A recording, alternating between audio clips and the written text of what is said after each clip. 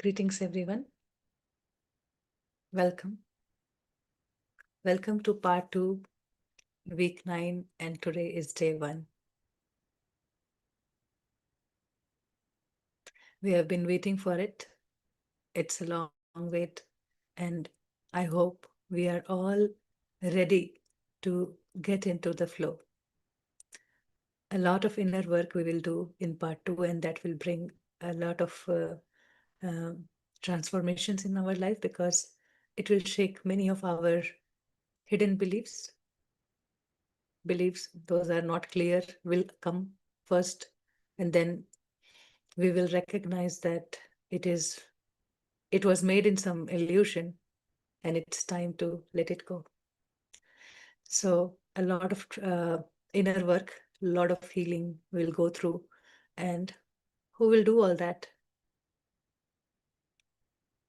Each one of us will go through that journey, and we have beautiful companion, our beautiful all our hard work put together in the part 2 activity workbook, along with the chapters with very specific practices. And this this personal meeting will be there for us to connect, share our experience, clarify our doubts, and very much be centered now in the practice.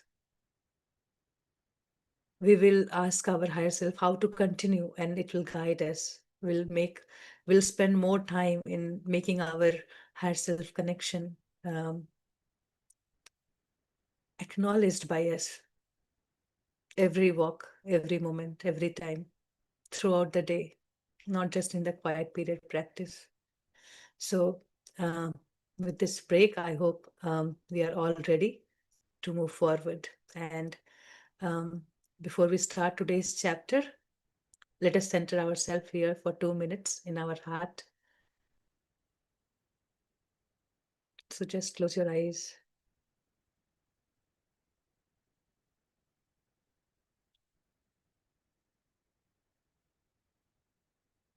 And breathe into your heart. Totally centered.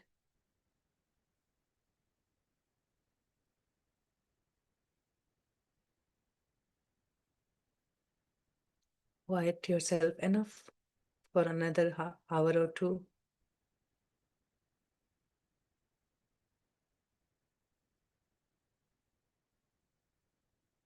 To be here fully present with our higher self.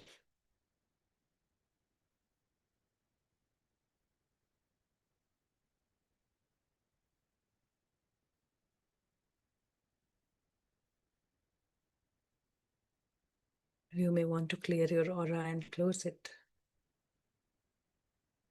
Connect with your higher self.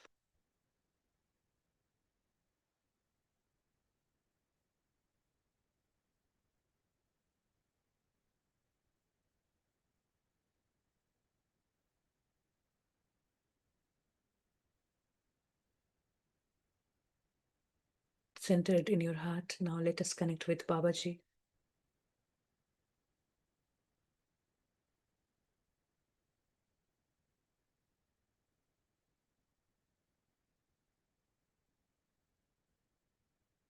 And receive the light from his heart. As this chapter number 9, week 9, claiming true desires. What is already there within us. We will take time to explore the whole week.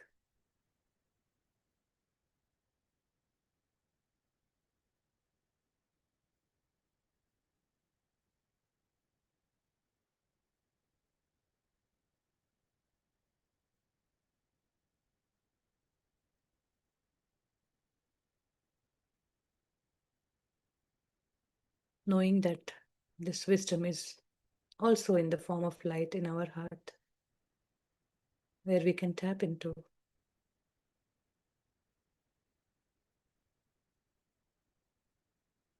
For any doubt, our higher self is there to guide us.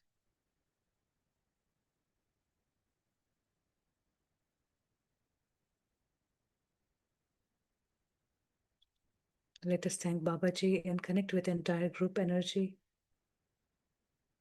Thank you, Babaji. And I connect with the entire group.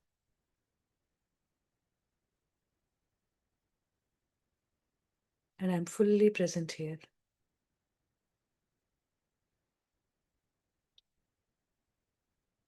Today, my listening will open more of my inner knowing.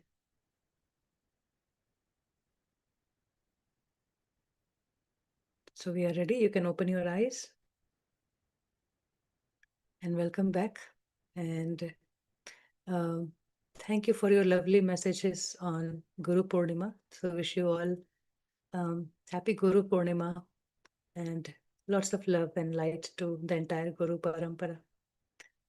Thank you. So I would like to welcome Shailesh ji. Thank you. Thank you and welcome everyone. We are going to start today a very important part of our unified journey.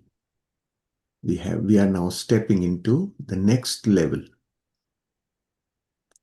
You have completed the primary school and now you are going into the middle school.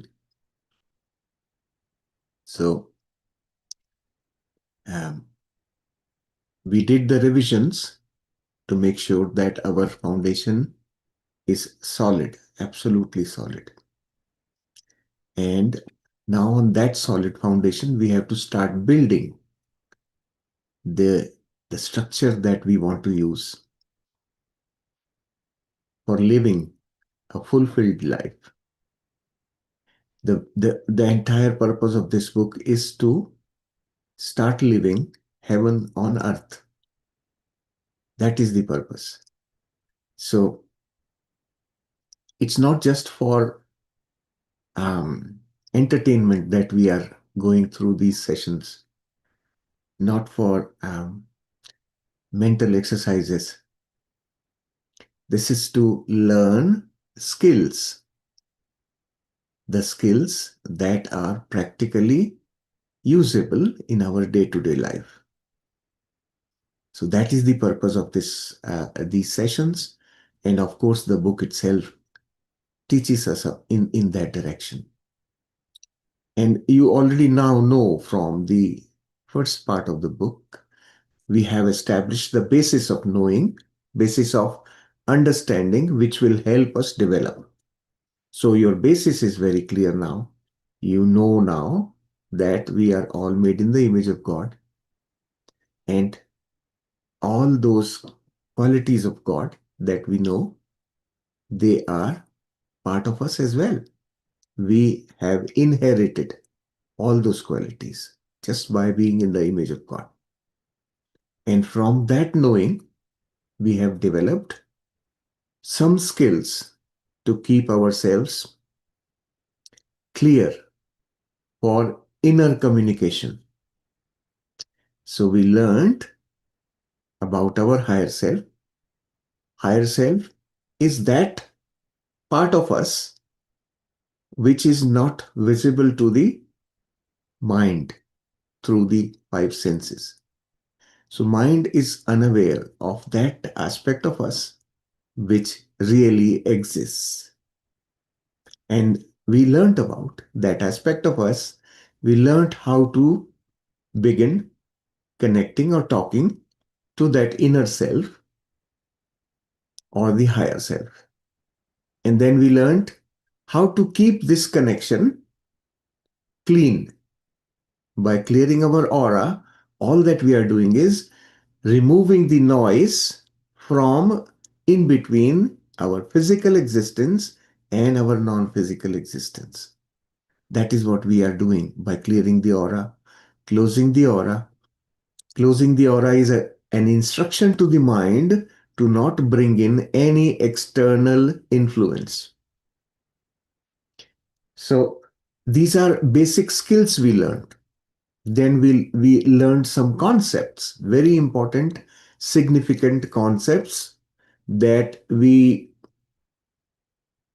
tend to ignore because of our external conditioning. And the most important concept is about forgiveness that we learned. the meaning of forgiveness, and the basis of why that meaning of forgiveness. The basis is one single line which I have been constantly reiterating to all of you, and that is, I create my own reality. This is the fundamental, very fundamental of all that I would call it fundamental consideration for our existence. If you can digest it into your system, yes, I take responsibility for my life, then only you can do something about your life. You can't let others create your life. Because if you let others create your life, then they will do it in their way, which may not be the right one for you. So we are establishing that knowing. The fundamental consideration is I am responsible for everything in my life. And based on that, we also understand how I create.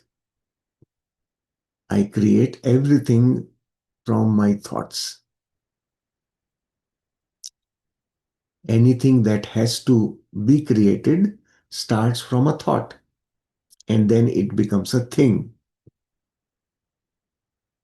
That is a very clear understanding we have established in part one.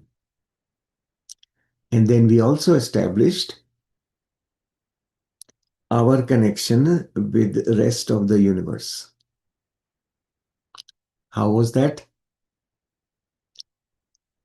The entire universe was created by a single thought of God. And we all exist in that thought. So being part of one single thought, it is indivisible. Everything is one.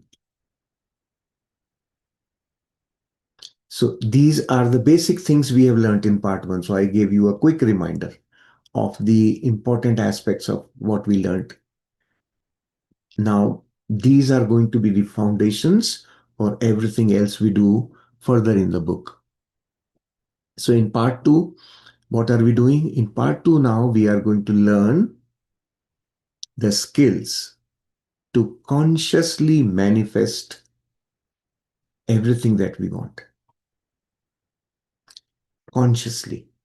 You have been manifesting already. You have been given that quality already, that you are a creator, because the one who created you is also a creator. So you are a creator. You have been creating, but unconsciously, not knowing that it was your creation. Now, in this part, we will learn how to create consciously. You have a plan, and based on that plan, you do your creation. So that's what we are going to be learning in this entire part two, the next 7 weeks. And the first step of that is to understand yourself, dig deeper within first, right? And the most important tool that we will be using will be communication with higher self. That communication with higher self is extremely important and significant. And in the process, you will establish an inner system which will become, over time, it will become automated. Then you will be talking to your higher self continuously without even asking for it. That is the state we are going to achieve. By the time we finish these 7 weeks, you will be there, where you will be doing spontaneous activity that aligns with your higher self's direction. So that is our big picture map for this part two. Okay. big picture map. In the part 2, we are going to learn to create consciously. Okay. And we will develop tools. All along the way, we will develop tools which will give us a consistency. Consistency means every time you want to create, it should happen. It should get created. And it should be created the way you want it. So that is consistency, right? It shouldn't be that, oh, sometimes it happens and sometimes it's not. That's not the way, right? So, how to bring in that consistency? We will have tools, specific tools. Okay. Your active engagement will, as you can now understand, your active engagement is absolutely essential. You will have to actively do the activities so that you can practice, is one. Secondly, also verify. Did I really do what I want? Okay. So, all that process we will be learning through this today. So, the first chapter in part 2 that we have is claiming true desires. Two very important things here. Claiming is one, and true desires is the other. So these two components of the title, that is the focus of this chapter. So we will learn in this chapter more about these two words, what is claiming and what is true desires. Claiming seems more like a very legal sort of a term, right? And you know the author was a practicing lawyer, so the language comes from that background. But this word has a meaning for us. So we will learn about that aspect of it. Okay. So I'm going to share the screen and we will go through the text now. So this is where we are claiming true desires in the 9th week. Um, by now, so in this part, in this chapter specifically, what we have is a little recap of what we have practiced so far. So the focus is on the actual skills that we have developed in the part 1. That part is being revised now first. Okay. In first half of this chapter, we'll go through the revision of actual practices. And so it's not just a reminder, but also a good checklist for you. You can use these as a checklist. This chapter can be used as a checklist. So by now, your 15-minute quiet periods are easy and natural to you. That's how it should be by now. We have done part 1 twice now. So we've done part 1 for 15 weeks. Remember that. So if it is comfortable, you may now do more than one a day. So quiet period practices can be repeated during the day, and each period can be for a time that seems right to you. So you can adjust your timing. Here's a word of caution. So he's also giving us a word of caution. What is that? However, these quiet periods are such serene, delightful times, you don't want to lapse into them and ignore your other activities. So because the quiet periods, now you have the flexibility of elongating your quiet period to your heart's content. What he's telling us is don't get lost in your quiet periods because they are very quiet. They help you stay quiet. They help you feel good, right? So that feel good part of these quiet periods can make you stay there. And in the process, you can start ignoring your day-to-day activities, which he is saying is not the right thing.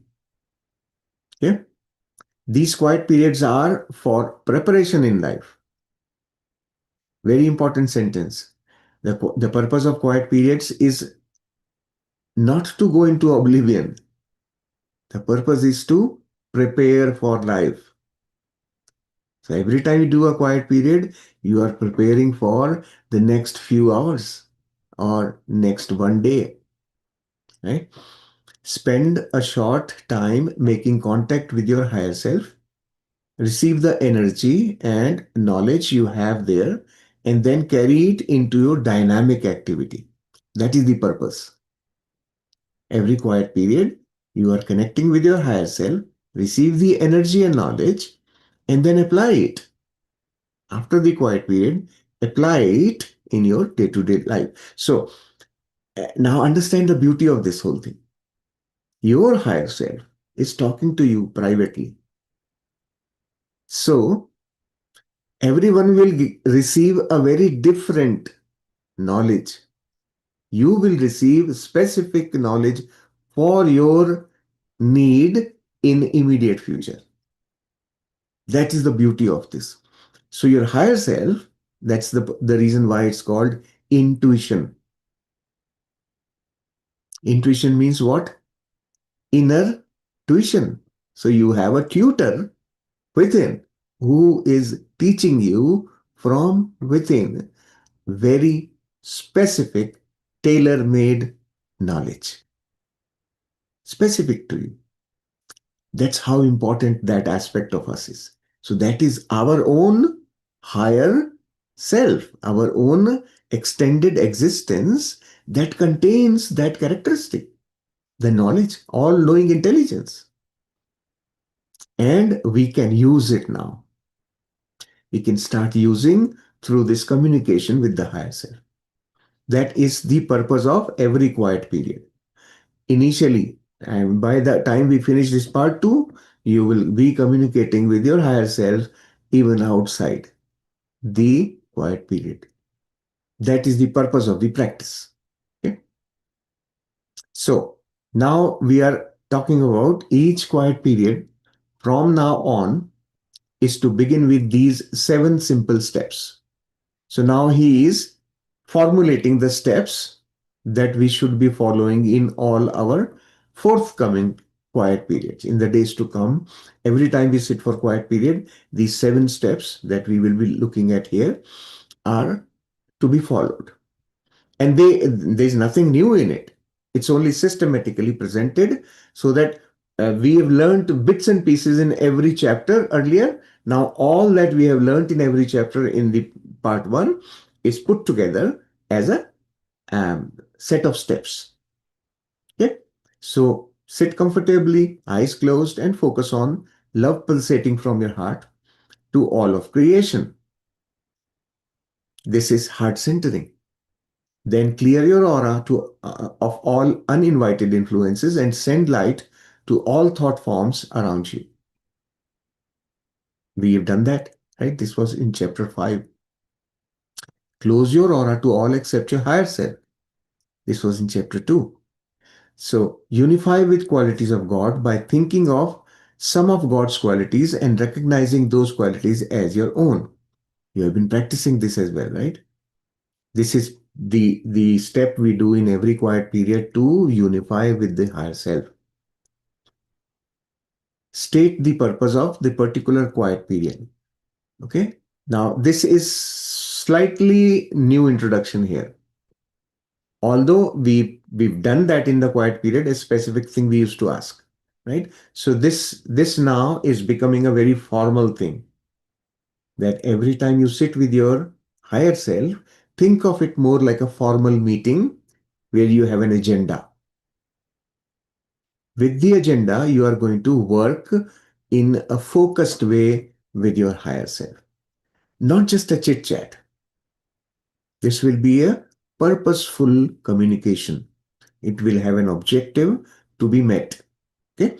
So state the purpose of the particular quiet period, such as he's given some examples here. Like you can say that I am here to practice communicating with my higher self, to receive knowledge that is appropriate at this time, or to have revealed where my thinking is not in tune with God's thought. So you want your higher self to help you reveal, right? These are the kind of suggestions, but you can have your own. Then the step 6 is, so after you have stated your purpose of the meeting, then you say receive, then you ask for your signal. Receive the signal from your higher self and keep that signal with you for the entire period. So now that you have stated the purpose, you are now connecting with the higher self, making sure you have the signal so that you know you are connected with the higher self. And then whatever communication you start receiving after getting the signal, speak out the communication given to you in your thoughts by your higher self. So we have to speak it out loud, right? This is the first time this was introduced to us in chapter 4. We learned to speak out the thoughts. Okay. So these are very important 7 steps. For every quiet period, we need to follow these 7 steps now onwards. So far, it was all done one thing in one chapter, one thing in another chapter, like that. Now he has put everything together, all that we learned together here. So that this is the quiet period. Now, what about the rest of the day? By now, you are quite comfortable with your other daily practices.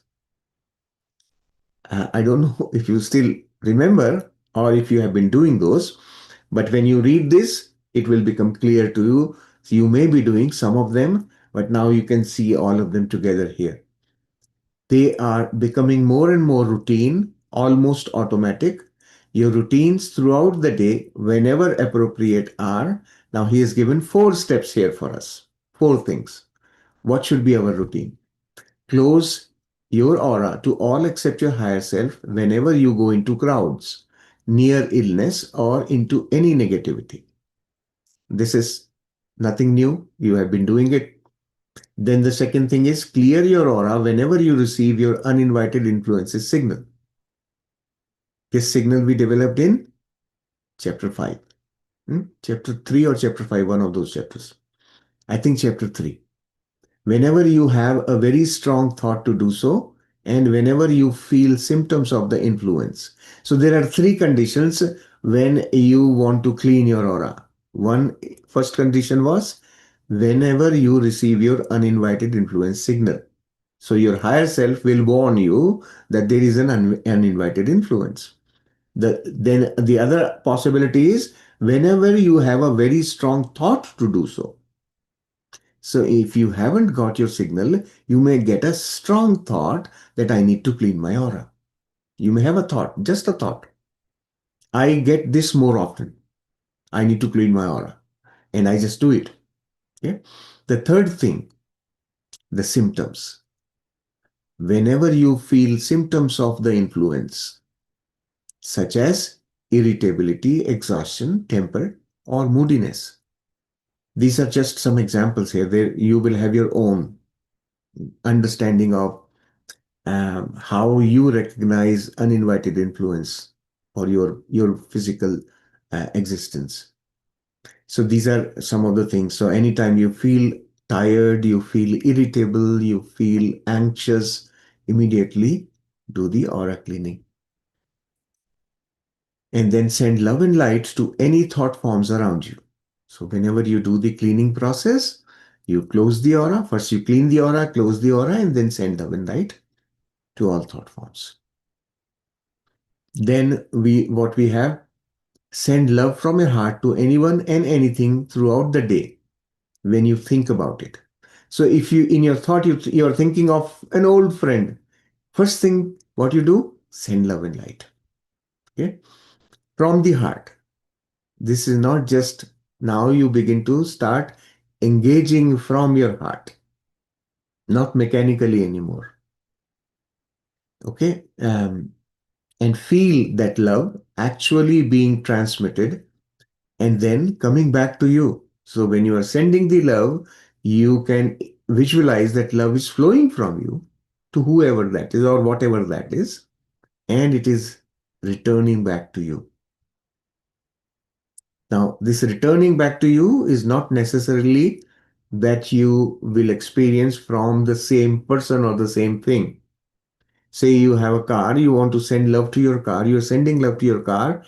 You may not feel that receiving love from the car directly.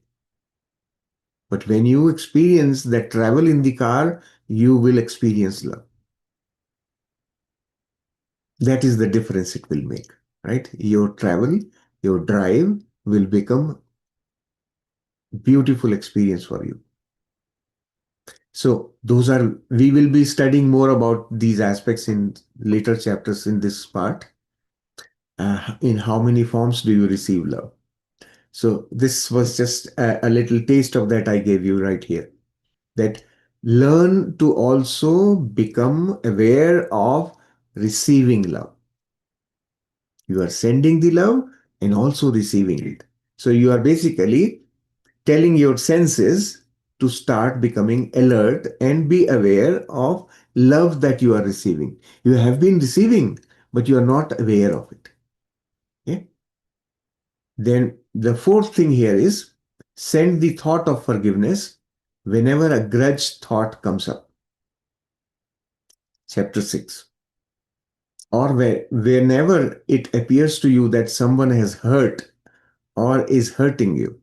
So, in any interaction, whenever you have, now this is going to be a challenging thing. In a live, hot interaction, you have to practice this forgiveness. Why? Because you will become aware that somebody is trying to hurt me. And that is the time you recognize your understanding that this hurting is impossible unless I have given the permission. So I am the one who initiated this. Immediately send love and light. That understanding. So this is a more like an online thing you will have to start practicing. Any interaction. You go to the marketplace, you are now making payment for whatever you bought, and the person who is serving you on the sales counter is not behaving. Test for you. Immediately do this practice. Why did it hurt me? Okay, that person is just a trigger. I send him love and light because I invited this experience. I permitted this person to give me that experience. So this has to be practiced continuously online. All right. So those were the four important routine practices that we have learned to do in our day-to-day life. Now, the third aspect of what we learned in part one is bedtime practice. Whatever we do at the bedtime, whatever state we go to sleep, that is the state we wake up in the morning. In between going to sleep and waking up in the morning, where are you? You are on an assignment somewhere else, right? So you have to park yourself in a state in which you want to come back and see yourself and start your day. So park yourself in that state in the night so that your vehicle is properly ready for you to have another enjoyable day next, right? And because in between you are not maintaining this, the system, you are away. In your sleep, you are away. You are in your expanded existence, not exactly with the physical presence, right? That's what sleep is. So you have to leave the body in a state in which you want to use it again. Next time you come back in, it should be ready for you to go. So these are the practices. What are the practices? In the evening before going to sleep, you have two practices that you can alternate. Unify with God by thinking of God's qualities and claiming them as your own, or and both. You can do both also. Send love and forgiveness to your friends, family, and anyone or anything that comes to your mind. So that comes to your mind is an important aspect here. You must have noticed.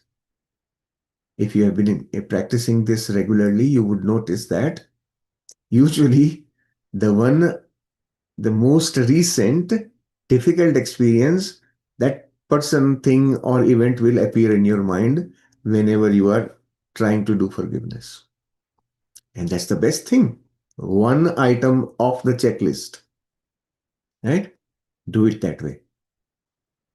So, these practices during the day will take none of your time. No extra time is being spent. You are just incorporating this way of living in your day-to-day routine. They are just thoughts. You think all the time anyway, right? So what he's saying, this is not a time-consuming thing. It's only a different way of thought. It's just thought. All that practice that we have done is only in thought. And now he says, you think all the time anyway, right? Now think these loving, healing, safety thoughts instead of the ordinary chatter you are used to, right? So instead of thinking of something which is irrelevant, think of things which are relevant to you. These are some of the things that you can do, things really relevant to a good life. Okay. So before last week's review, you communicated with your higher self about the thoughts you have that are not in tune with God's thoughts. So in seventh week, this is what we learned, right? We made a list. Each one of you should have a list now of thoughts which are not in tune with God's thought. You started an inventory of these areas in your thinking and need correction. Soon you will begin a very sure, safe way to correct your thinking. So we will learn that sure and safe way of correcting the thinking, conscious and subconscious. The big thing here is subconscious. Conscious thinking, you are aware and you can think about correcting it, but correcting the subconscious is a bigger thing. That is not a direct application. So we will learn about that also. But coming back to this week, what are we going to do this week?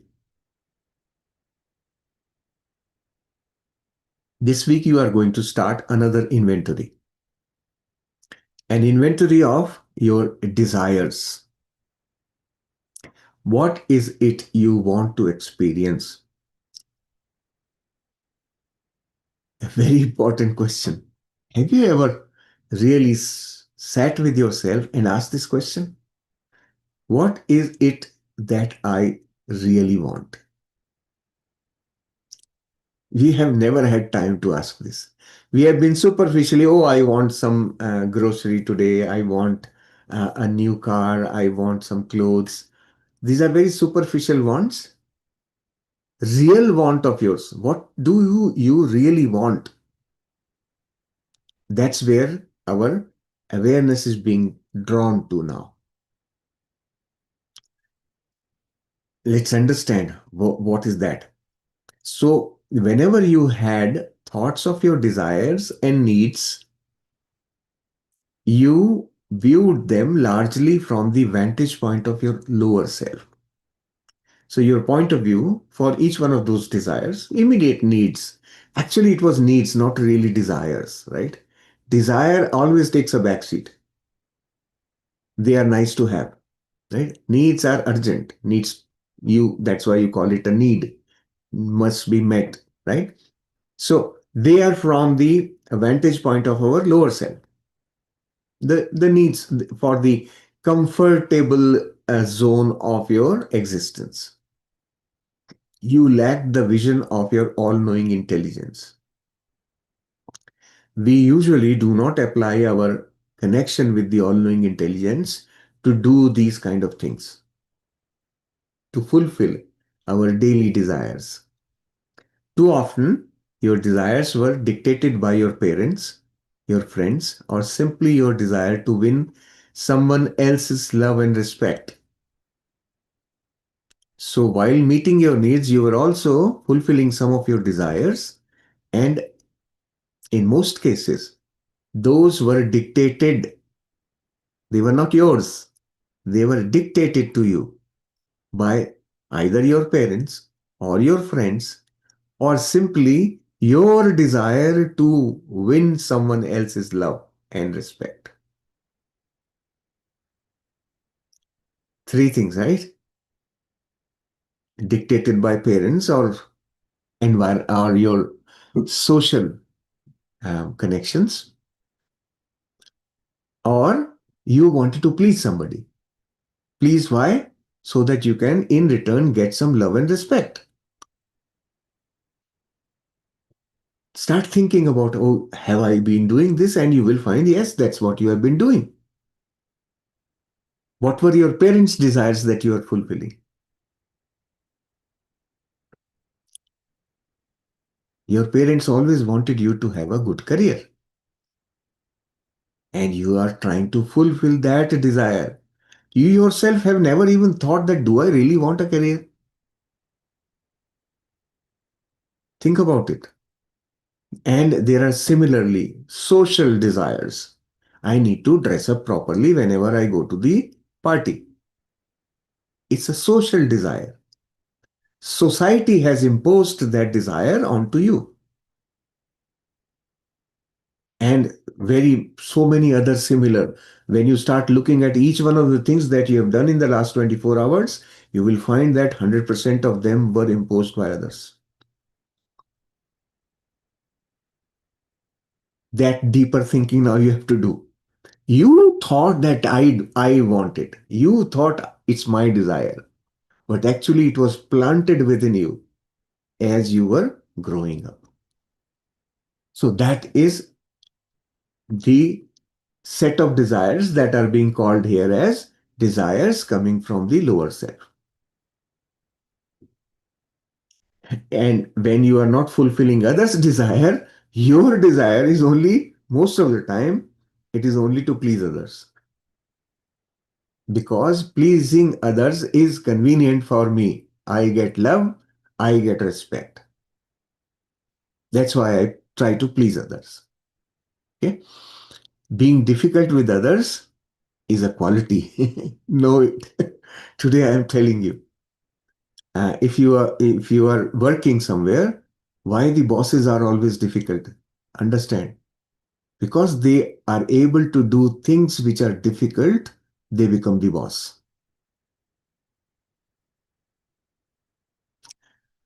Isn't it surprising? Nobody likes their boss. Because they do things which are not pleasing. They are not pleasing their employees all the time. That's why they are the boss. So we always want to please others so that life becomes easy, convenient. So today, spend your quiet period. So now that having this background, how are we going to approach our true desires?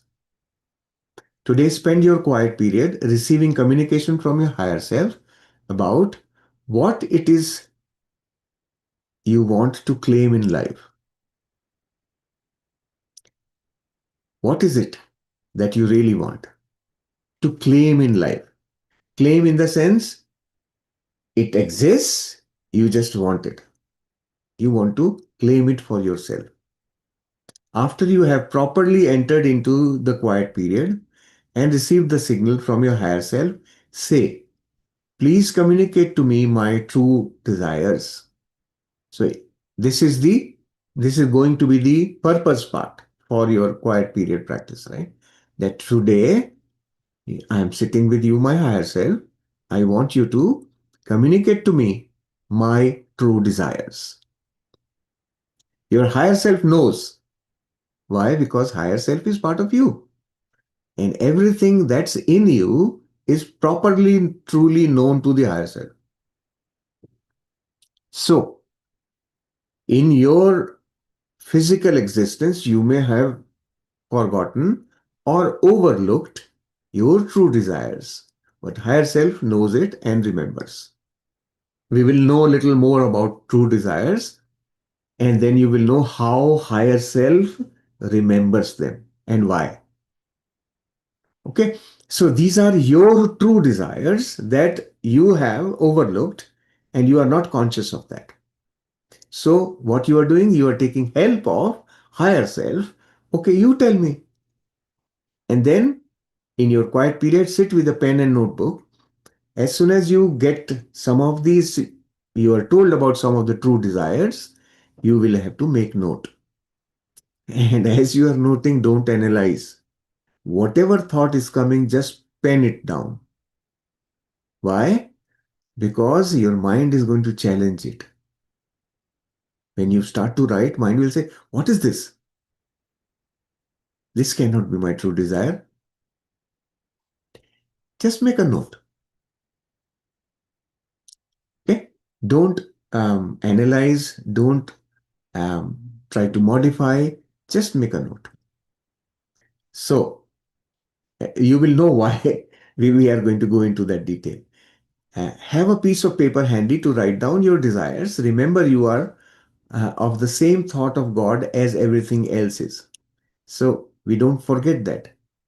But I am part of the same thought of God that everyone else is part of and everything else is part of.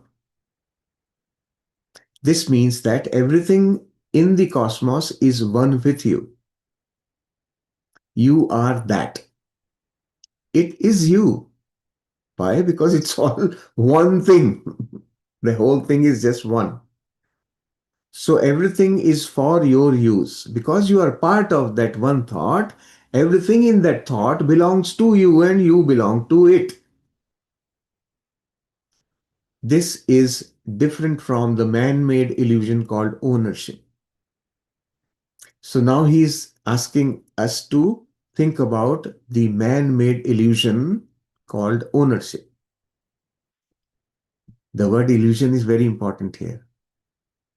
You think you own some of those things. A very beautiful story was shared by Monilji yesterday on this aspect of ownership.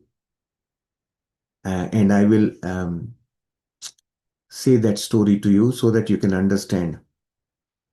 There was a, a fakir, or you can call a saint, who was traveling. The saints usually go from place to place, right? He was traveling and he arrived in this new place and he saw a beautiful mansion there. He went inside and went and slept there. That belonged to the king of the place. And when king arrived, he said, somebody is sleeping in his place. And he said, who are you? How have you dared to come and sleeping in my place here? And that person says, oh, who are you? He said, I am the king. I own this place. This is my place. And then this saint said, okay, so before you were born, who lived in this place? He said, my father. Okay, and after you die, who will live in this place? He said, my son will take over. He said, then this place doesn't belong to any three of you then, because somebody is going to replace somebody. Who owns it? The place remains here, but you are not here. Very important thing to understand. We think we own. That's why it's called an illusion. Nothing is here permanently. Everything is temporary. The car that you lovingly owned for 15 years goes away into scrap one day. It doesn't belong to you anymore. Now you don't own it anymore, right? Everything, if you pay some close attention to, everything that is associated with ownership in our physical world is ownership. Again, ownership is associated with the body. When the body is not there, the ownership gets transferred. This is what happens to everything, right? So the ownership is a concept associated with something which is temporary. The body. It is born, it dies, right? So the one who uses the body would not like to own anything that is temporary, would like to own something that it can take with it, right? That's another important thing. So what he's talking about here is the concept of ownership is man-made illusion. Remember that. Everything exists for me, but I don't own it. I can use it. Let's say your neighbor has a swimming pool. I give this example usually. Your neighbor has a swimming pool. You love that they have a big house and they have a swimming pool in the backyard. You always dream, well, okay, I wish I had a swimming pool. If you think properly, why do you want a swimming pool? Because you want to enjoy spending some time freely in a swimming pool. Now, one way to experience that is to create a swimming pool in your backyard, or you get invited by your neighbor next day. Well, come, we will have a beer. Let's have a swim in the pool. You don't have to own the swimming pool to experience the pool. You get invited, you can go there, enjoy it. You understand the difference now? You don't have to own everything to experience that thing. You travel in train, you travel in airplane, you don't any of that stuff. You don't own it. But you use them. It's meant for you to use. The roads on which your car runs, you don't own the road, but you use it. That's how this entire creation is. Everything is part of that one thought, and it's meant for you. You are integral part of it. It's meant for your use if you need it. Okay? So don't confuse the two, he says. Okay? Just remember that everything and everyone is for your enjoyment. You need and see the clever use of the words here. Everything and everyone here. Everyone. That means it's not just about things, it's also about people. Is for your enjoyment. The people are there for you to enjoy. Just enjoy. You need only claim it. So what you need to do is claim it for your use.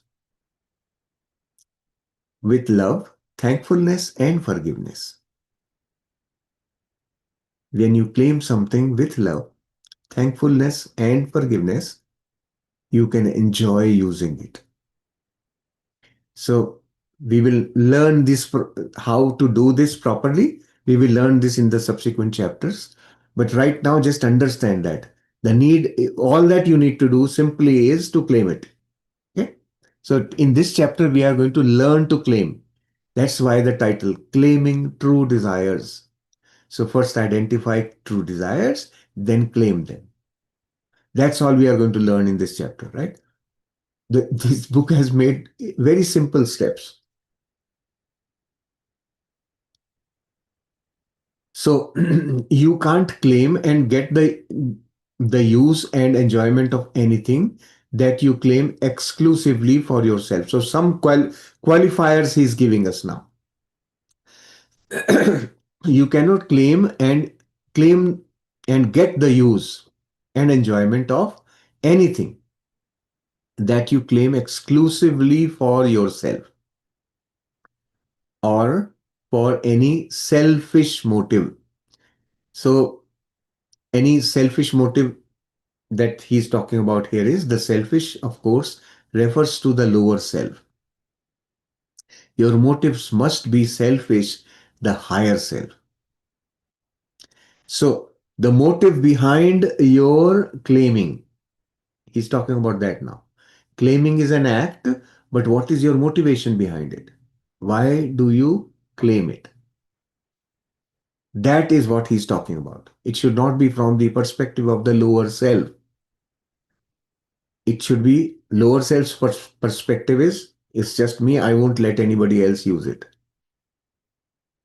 That is the lower self perspective. It's mine. Higher self's perspective is it belongs to the universe. Everything is universe. Anybody can claim anything as long as their motivation is coming from the higher self. Right? So motive is important here. Fortunately, you need not labor over the distinctions. You don't really have to make anything complex out of it. You simply need to ask your higher self. Let higher self do the dirty work. Okay? Let higher self distinguish between true desires and the other ones. So you simply need to ask your higher self for your true desires. These are desires in truth.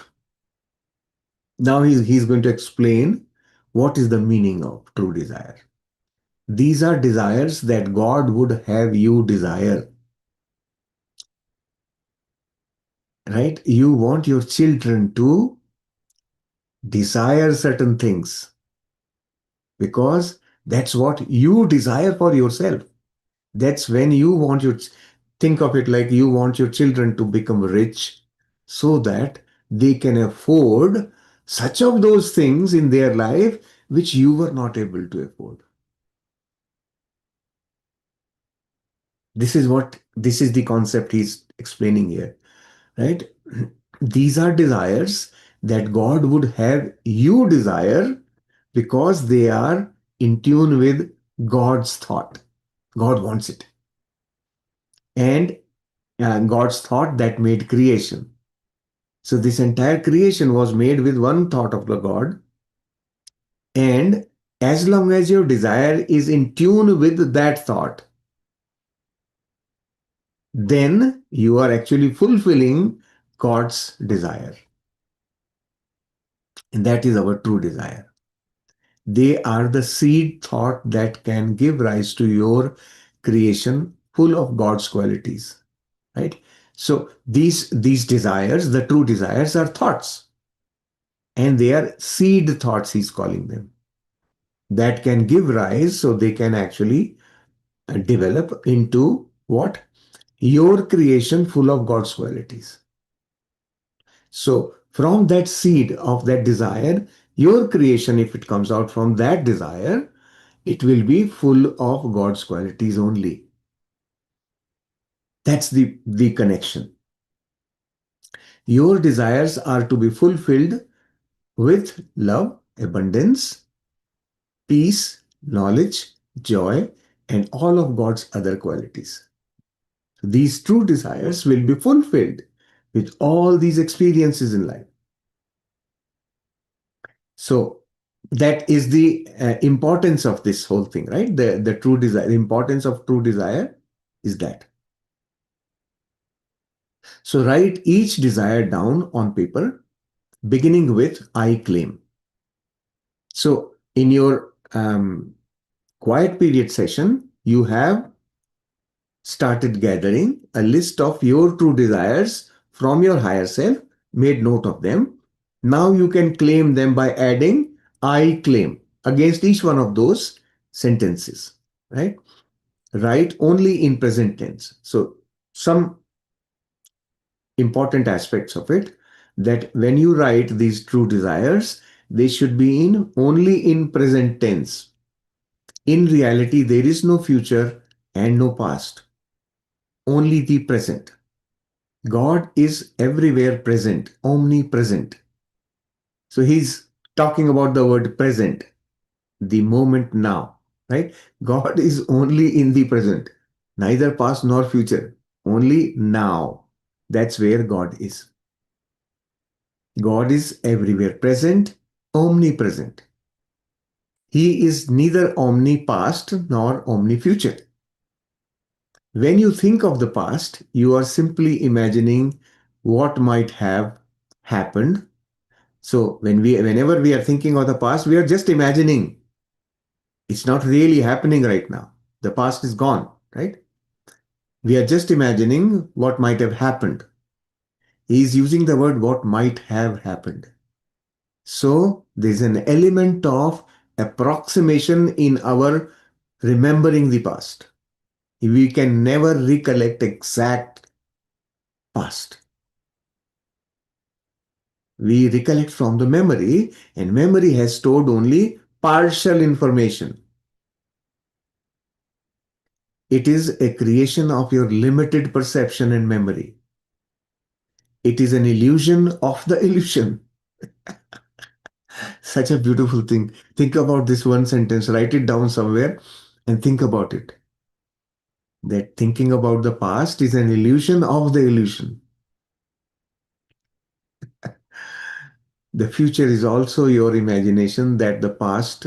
So the future again is also your imagination only that the past, as you think it, was, may repeat itself with some variation. So your imagination of the past may repeat in some way.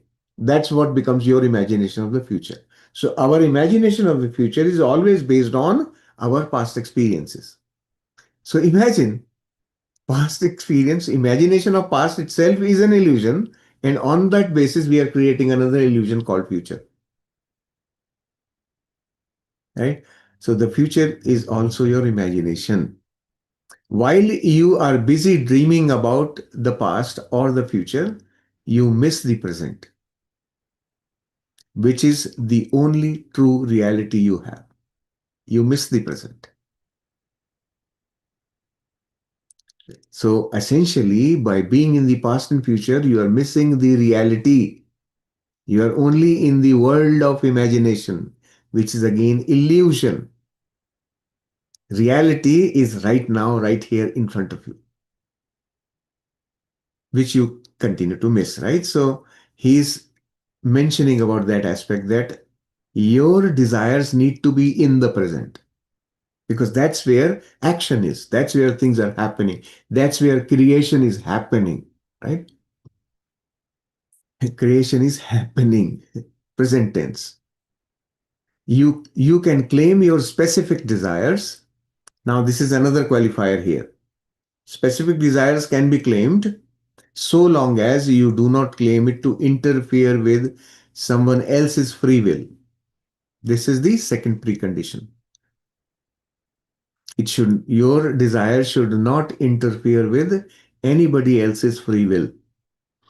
For instance, you can claim a perfect unconditional love relationship with Harry or Susan, but you can't claim either Harry or Susan to be your spouse or to become sexually intimate with you. You can have an unconditional love relationship. That's perfect. You can um, call it your true desire, yes. Unconditional love relationship, right? Let's say you have a son, you love your son. You can always manifest, you can always consider it to be a true desire to have an unconditional loving relationship with your son, right?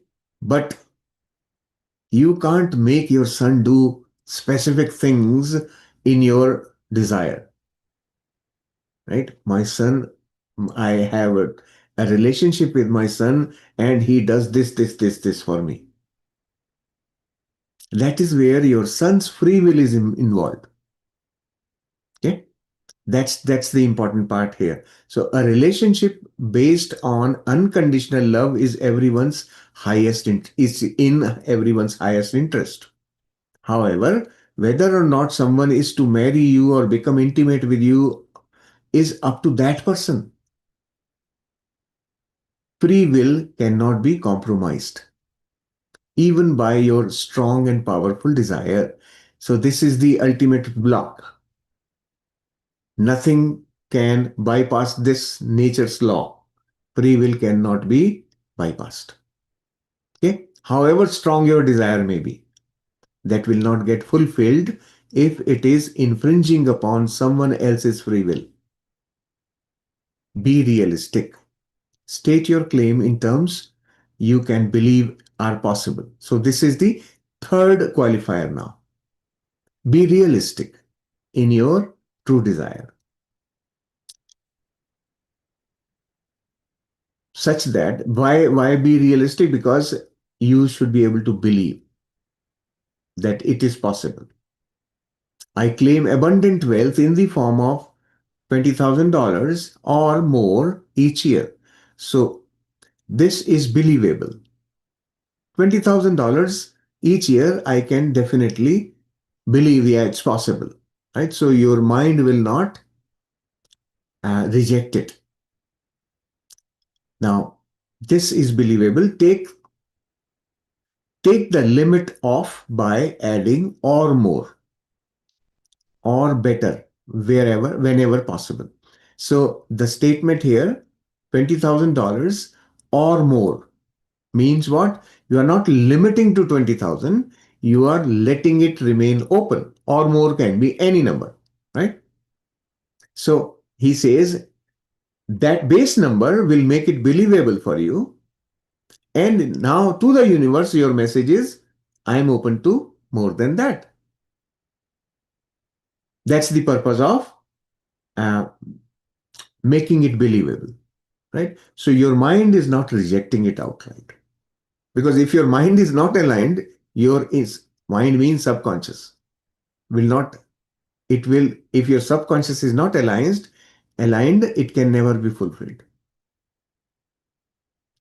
And so at the end, he says, after your quiet periods, examine your list of true desires, compare it with the list of thoughts you need to correct. At this point, don't concern yourself with reconciling the two lists. So just compare. Don't reconcile anything. Just look at them together. Just note for your own amusement how some of your present thoughts keep you from realizing your true desires. So that list number 7 contains thoughts. Week 7 list contains thoughts which are interfering with fulfillment of your true desires. You will see it. You can easily match them. So soon, very soon, you are going to see the fulfillment of these true desires. So now that you've become aware of what's preventing and what my true desire is, you will be able to see the fulfillment now. Now you can work on it. You can find a way out of this, making sure that true desires can be fulfilled. So this is the explanation of the chapter for now.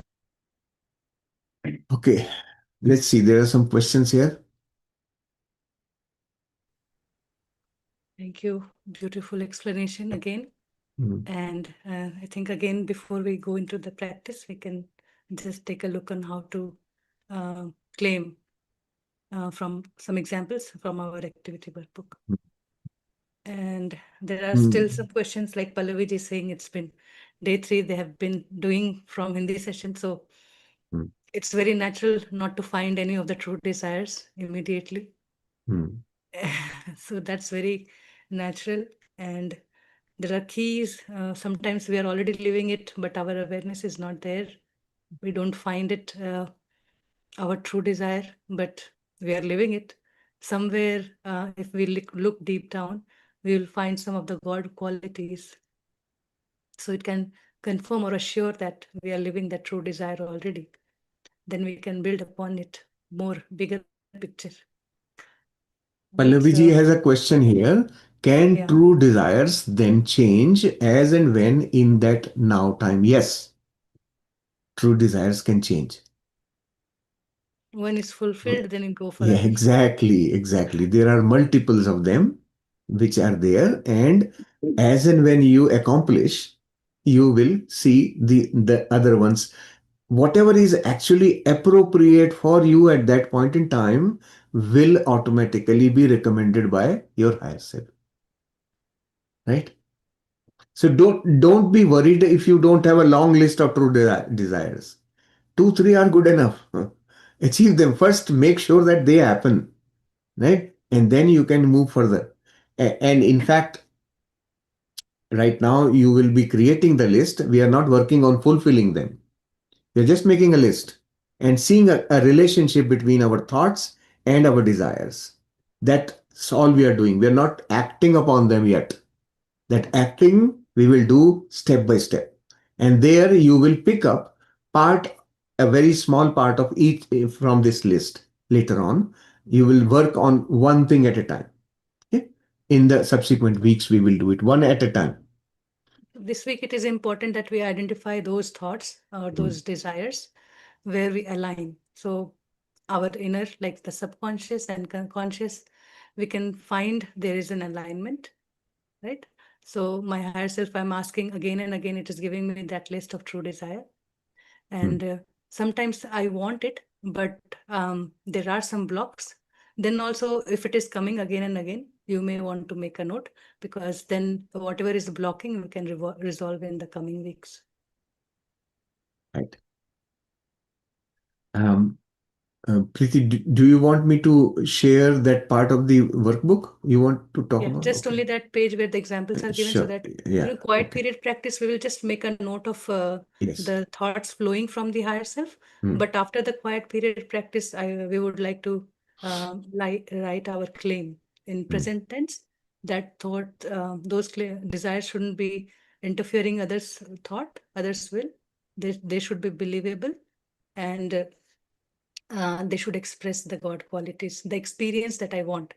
I don't want the experience of bungalow. I want the experience of that abundance through that bungalow, right? So that's what the chapter says, that you cannot um, disconnect with your true desires, because that's how you are made. You are made to experience all this. So these things are yours, already yours.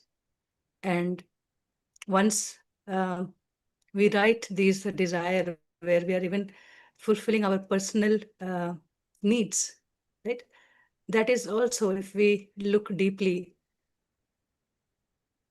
it's not personal, as per the chapter where it says that you cannot have a desire to fulfill just the lower selfish matter.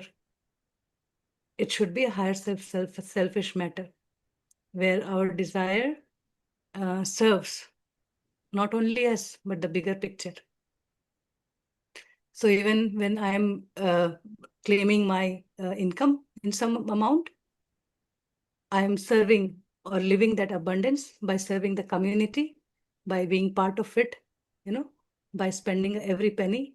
I'm radiating out the love that it holds, that I am receiving all this, that thankfulness, that forgiveness, that love in everything, in every penny we spend, right? So here, some examples are: I claim a life with joyful expression. So this is my experience of joy. My expressions, my creativity are my experience of joy. I claim abundance in the form of receiving some amount or more with ease and flow. It comes easily, and I'm in that flow, that gentleness of God quality, right? I claim success in all the work I do in alignment with love and truth. I also find love and truth in my work, and I claim success in that, right? Not superiority or to prove our existence or what I do. So I claim God's love, beauty, joy, and protection present in nature with love and gratitude.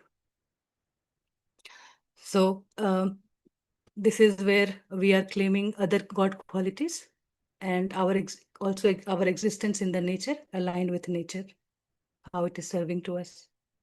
I claim harmonious and loving relationships that I have. So whatever relationship I have, I claim that harmony and that love in that relationship. I claim peace in my daily life. So we can reflect on these. There are many which we are already living, but we are just acknowledging that, okay, yes, this is my present um, life.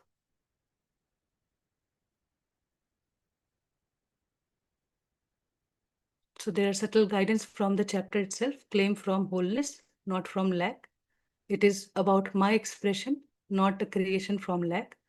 The needs are to be fulfilled, but not from lack. It is because I exist and I am love. So all my needs are also in alignment with that expression, right?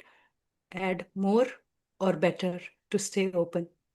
The amount where we mentioned, that unconditional relationship, loving relationship with all, whatever we are claiming there. So more or better, unconditional, unlimited, that kind of thing. Do not attempt to or control Do not attempt to control the free will of others. Do not interfere. If somebody doesn't want to stay connected, it's time to let it go and not keep trying to fix things, have a loving relationship, have a loving relationship when the other end is not willing. That is interference also. So no control and allow free will. So we will live a freedomful life. The desires feel expensive, believable, and natural. When we think of it, we will expand, not shrink. Our shoulders will not become tight. Oh my God, how I'm going to fulfill all this. And when our shoulder shrinks, our heart also shrinks. That space. And it will be believable, right? Not just any number, any fantasy, believable, and also natural. That I is just, what I am. Yeah. yeah, I wanted to add here that first bullet here, claim from wholeness and not from lack, is very important. When you claim from a sense of lack, what basically you are thinking in your thought is, I don't have it. In the present, you are expressing lack. I don't have it. That's the background thought. So don't have that background thought. Whenever you are claiming a true desire, you have to express from wholeness. That means I have. I already have. That's when you will be able to express in present. I have loving and harmonious relationships. I claim that I have loving and harmonious relationships. When you do this claim, that means you are not thinking I don't have. You are already expressing that I have.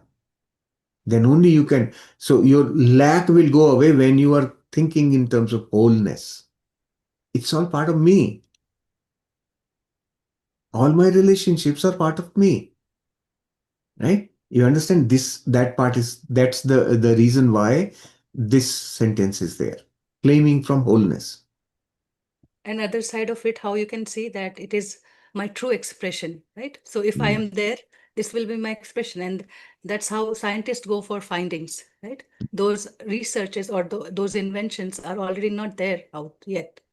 But they keep on thinking, but not from the state of, oh, I cannot make it, what if, there are moments they come like there is a dead end, but there is a light that that guides every time you want to drop or you want to you recognize a dead end, but there is something that is inside is blossoming, so that kind of um, attitude scientist has. When we do not have anything that exists, like any um, what do you call the needs are said to be the supply or the creation, right? Where how the demand supply goes and how creation happens when there's something that is not there.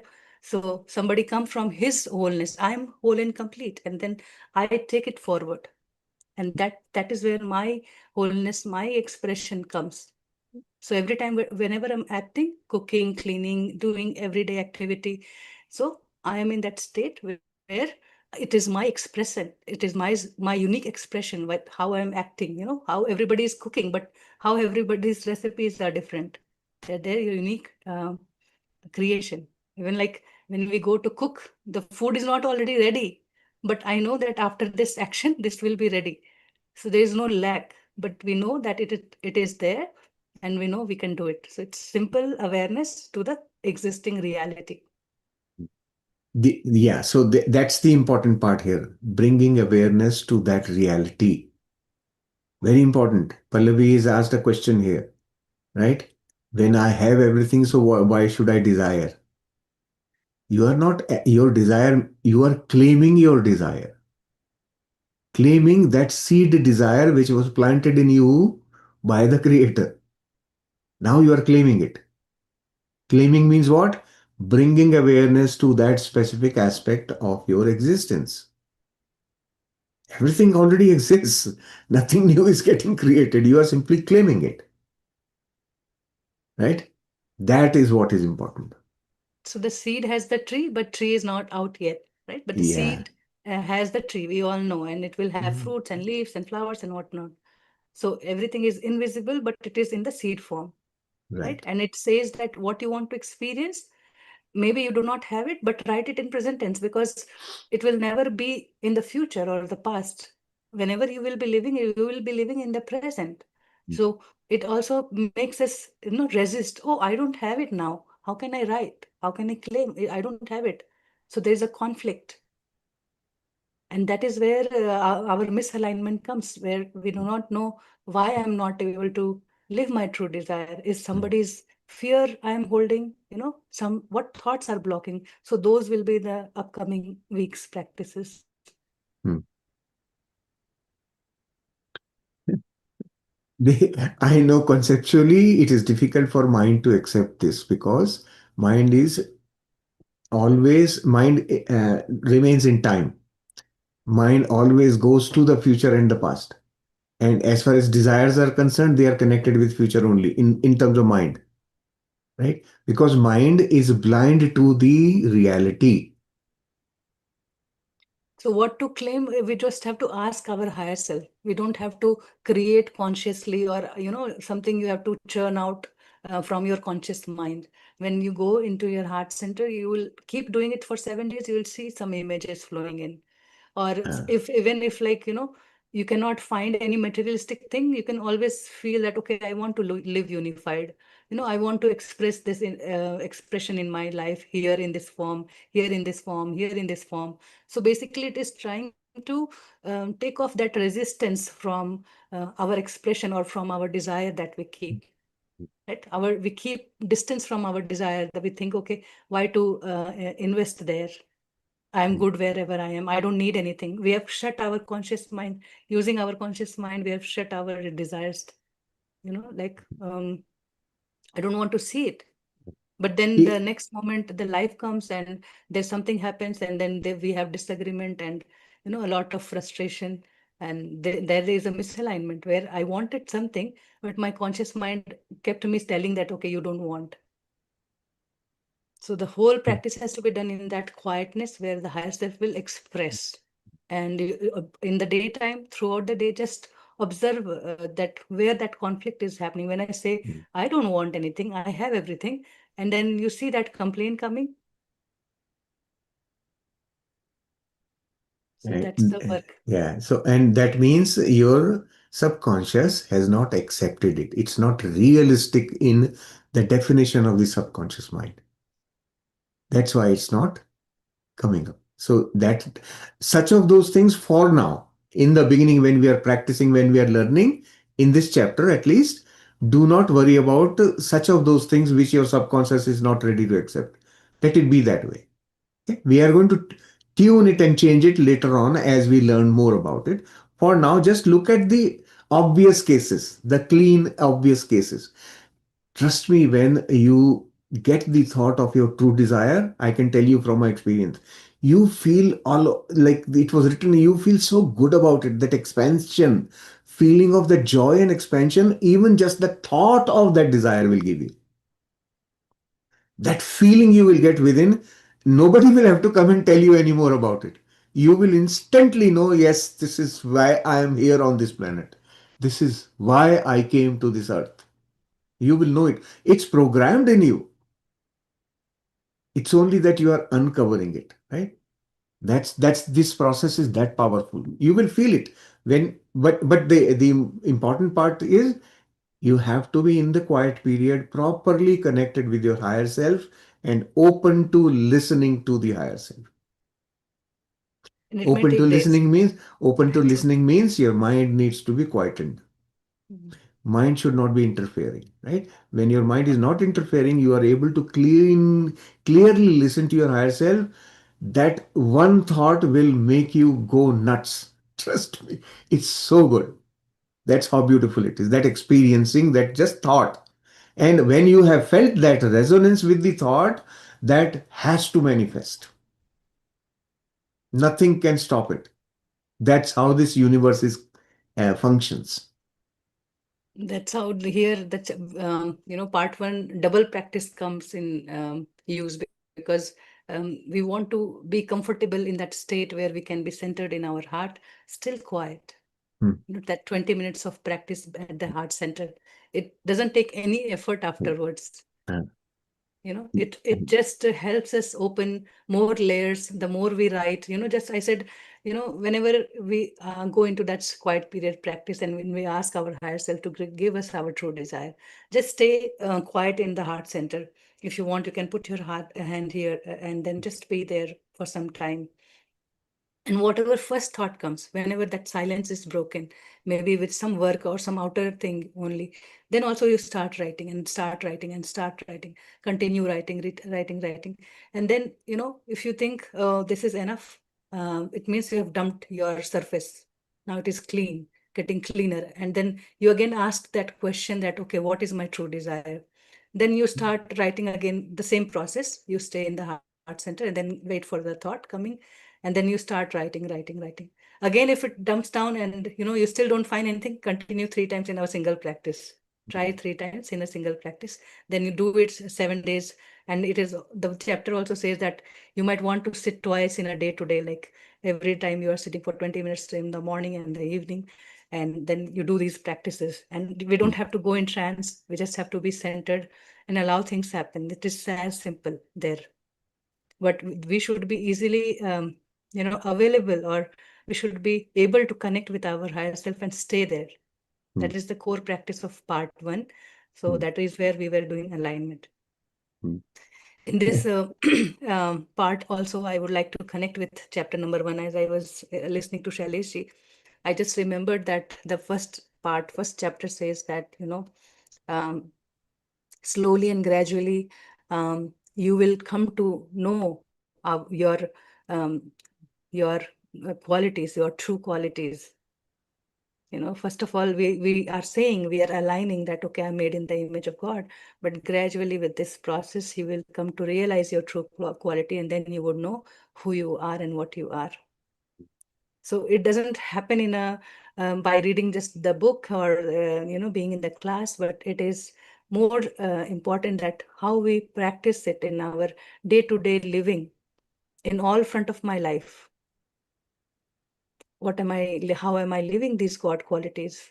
So it is coming in life in that presence of higher self is acting. And when we are heart centered, that those acts are like that. Those acts are acts of God. So that's the whole part 2 is about, first we are claiming our desire. It's like, okay, give myself a push, a direction, that I want something to create. When I am in this body, there's something that has to be explored. And I give that energy I give that some energy, and then we keep doing that quiet prayer practice in that same corner. So repetition is highly important. Reading, understanding, contemplating, and then practicing, and then living. And just know that the true desire doesn't have to be a fantasy. Look at me, you see me every day, right? And I have shared with all of you what was my true desire was to teach. It actually, whenever I have the thought of taking a session to teach, from inside I feel so much energy and joy. I can't explain it to you. You can see it on my face every day. In my interaction with you, you can feel that energy, because that's coming from my true desire. This is what makes me do these sessions every day. Just understand how powerful that true desire thing, because that is the seed which is now becoming a tree. Now it's opening up and becoming a tree. It's going to start blossoming, it will flower, it will do everything.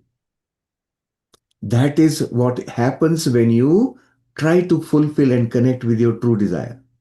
Now, understand this, like in my personal life, this is my topmost priority now. Everything else is secondary. Whether something else is happening or not, I just don't feel that sort of drive to do it. I used to have a lot of hobbies and lot of I'm kind of very versatile person. I try to do everything. But nowadays, nothing more. Anything that I think about, it ends up in, can I teach this? Think, right? I am so passionate about teaching. This is the true desire. It So this is aligns with my one purpose. of the recognizing thing, how we recognize our true desire is that we don't get tired of it. We can do on and on and on and on and on and on and explore and explore and explore. Yes, So there's no effort, there's no dryness, no tiredness, nothing. It's just flowing, you know. yes. So let's talk about the claiming, the meaning of claiming here. Can you explain this, Preeti? Yes. Claiming is not forcing reality. Claiming is recognizing that whatever is already part of creation is also there for my use. That's how the book is has brought a twist in our thinking that you don't have to own things to use it. And that's our tendency. What we like, we just keep getting buying, and then we store, keep make our home as a marketplace. So it is taking us to that um, to that thinking that we don't really need to own things, but recognizing that this breath, this body, this everything that I use to run this body is already part of the creation, and I'm using it with all that awareness is of love, thankfulness, and gratitude, and the heart is in state of forgiveness, knowing the action that we do. We also hurt others, so we realize that okay, there's nothing to forgive. This is just that creating experiences I invite in my life. I have some thoughts that is not aligned with God's thought, and I keep creating some collision. We don't have to forget this. So whether chapter number 7 says that you find those thought that is not aligned with God's thought, but week 9 says that you find a thought that is aligned with God's thought, that your true desire is that you really want to live. And this is where we will start building up our life in a fresh new life. Aligning yourself with it for receiving. Now, when I say that, first of all, I don't have to own it. It is there for my use. Then I also receive it with open heart. And when we receive from entire nature, we also care for it. So that humility, that God's gentleness comes as a quality. And it's happening all the time, but our awareness is not here. It is busy completing one chore and then going for other, and doing things here and then running for others, creating things here and then doing others, like dreaming for others. So like that we are running. So it is asking us to just reflect on it, what's happening today. And when you do this change in your thinking, that ownership is no more needed, then everything is yours for your use, and then you receive it with love, you care for it, and then you make it your experience, allowing it into your experience. It's not just a paperwork, quiet period, practice time work. It is my living. So this is what little guide on the claiming part that we will be using. Right after the quiet period practice, we can do this part, how to write our true desire. And in that, in the quiet period practice, just write a simple letter, whatever comes from your higher self.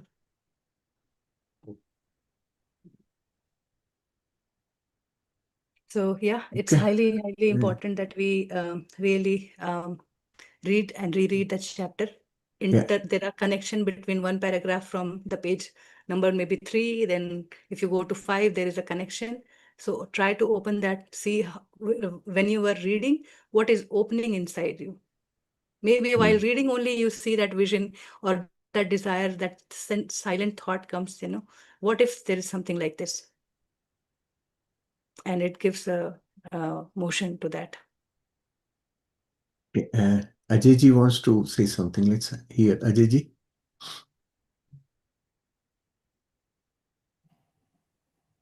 Oh, sorry. Okay. Mm. Atmavandan, Pritiji, Shaileshi, Nandan Katman. is a, can I express it Mm. clearly, Mm. whatever I feel? Yeah. I'm waiting for that. I truly understand it. And I, it will be I, helpful I, for all. I feel, I don't know, is this Roger or Babaji Masai? And Pritiji or Shaileshji and Monilji, either you are playing with us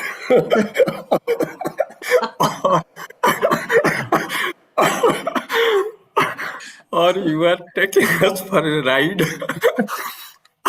I was struggling for the last 3 days.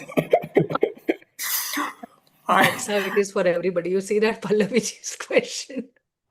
Then I suddenly realized today, and also Sunanda also after me, did you prepare the list? So I told me, yes, I'm writing.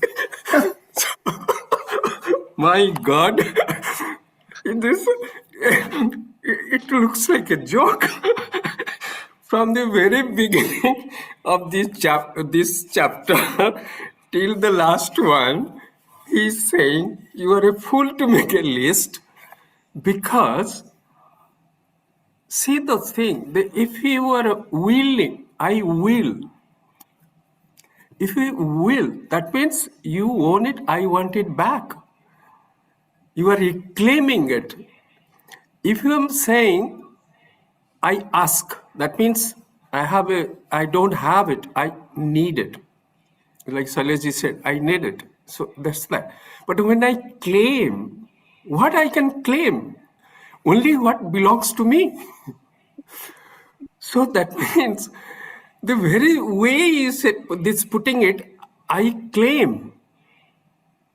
But it should have been obvious from the very beginning, and with our 6 months, 4 months now, or 4 or 6 months now, it should have been obvious, but we are so fools and we are so conditioned in our attitude. And then that paragraph 14, where he's saying, oh, you can write 20,000 or more, and Silas is emphasizing it. You write more or better. My God, what is this? So, and he's saying it is coming from your lower self. That means if you are established in your lower self, that means I lack. From lack, whatever you ask, it is going to fall short. So he is pushing us that reclaim. You can only reclaim what you reclaim. Reclaim the nature of your higher nature. That's it. You want money? You said, okay, I claim divine abundance. You want good health, my concern. I was thinking, I need perfect health, God's health. That's it. Not that my BP is going up or down, my leg is broken, or my nose is bleeding. Actually, the whole thing and the way, but you are also very beautifully were teaching, because of course now I can understand, because if you would have told us in the very beginning, this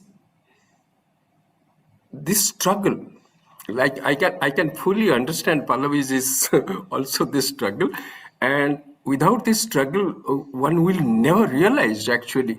And it is so beautifully you have handled it, Pritiji, Shaileji, Manilji. I hats up to you, and also Babaji Mahasai. And it's a beautiful way to remind us that you are still stiffed on your lower self.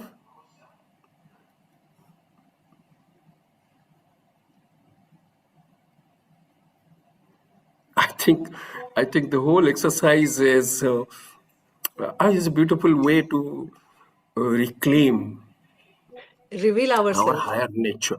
Yeah, Reveal ourselves, how we are that's living it. life, that Yeah. spiritual umbrella we are hiding into, you know. So, and as you said, right, what you can claim, that is already yours. That is the only thing you can claim. And Babaji, Yeah, in the first chapter only, he says that these are your qualities. You cannot deny yeah. it. It's your very true nature. That's how you are made. Nobody can change this truth. And you won't believe, I tried with my higher self. First thing he was silent. Then I told him, "Come on, you have to tell me something, because I have to write down something, and there's a lot of pressure to have to write down."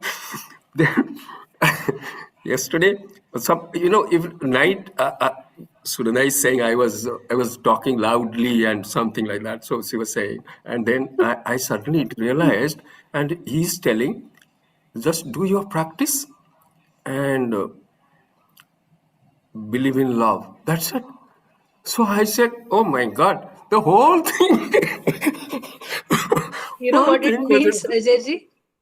It just means the second line that I've been saying, that we are living the truth, we are living our yes, true desire, but we have not connected it with God qualities. That is the week 1 practice, and it's been like yes, eight weeks, nine, yeah, 16 weeks, and we are still into that yeah. where we have to bring our awareness to that. That the build up is beautiful, from the chapter 1 till now. The build up is so beautiful. Chapter 1, he said, okay, you were made in the image of God. Then in second chapter, he's saying, okay, well, this is where it is, and you have a name and you can communicate. Finish. Then the third to sixth, he's telling what can interfere, and try to see that this is interfering, this is holding you back in your lower self.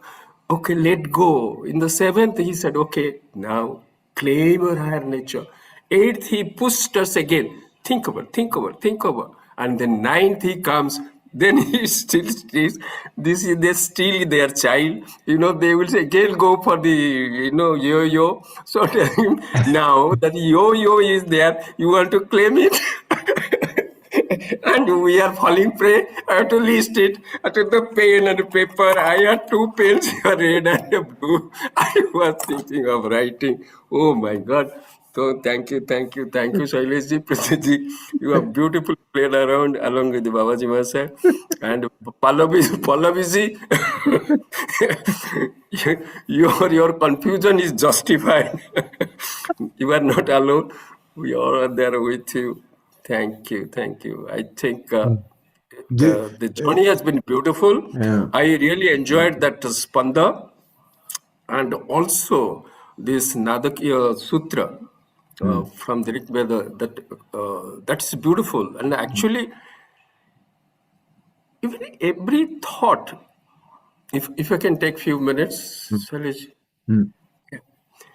even if we think we are thinking. I was telling Sunanda also, the thought,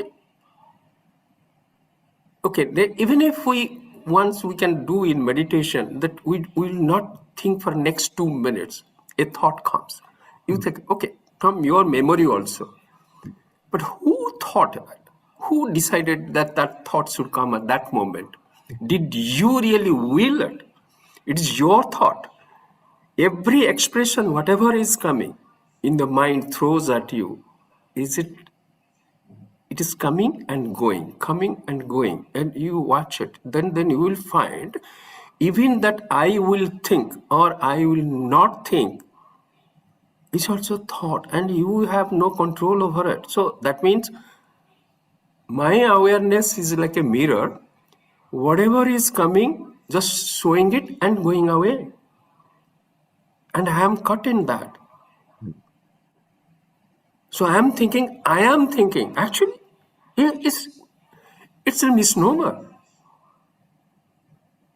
It's like a cloud going over the sky. The sky thinking, oh, I have created. You have not even created. Who created? God knows. What that leave it apart. But you have not thought. If I am thinking, I can think anything at any moment, and as long as I want, I can be in that same thought. It's not the possible. It's not possible.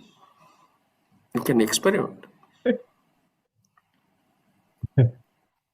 So whole thing is like it's drama. Nobody knows who owns it.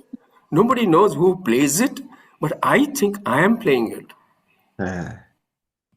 And that is the This is where illusion.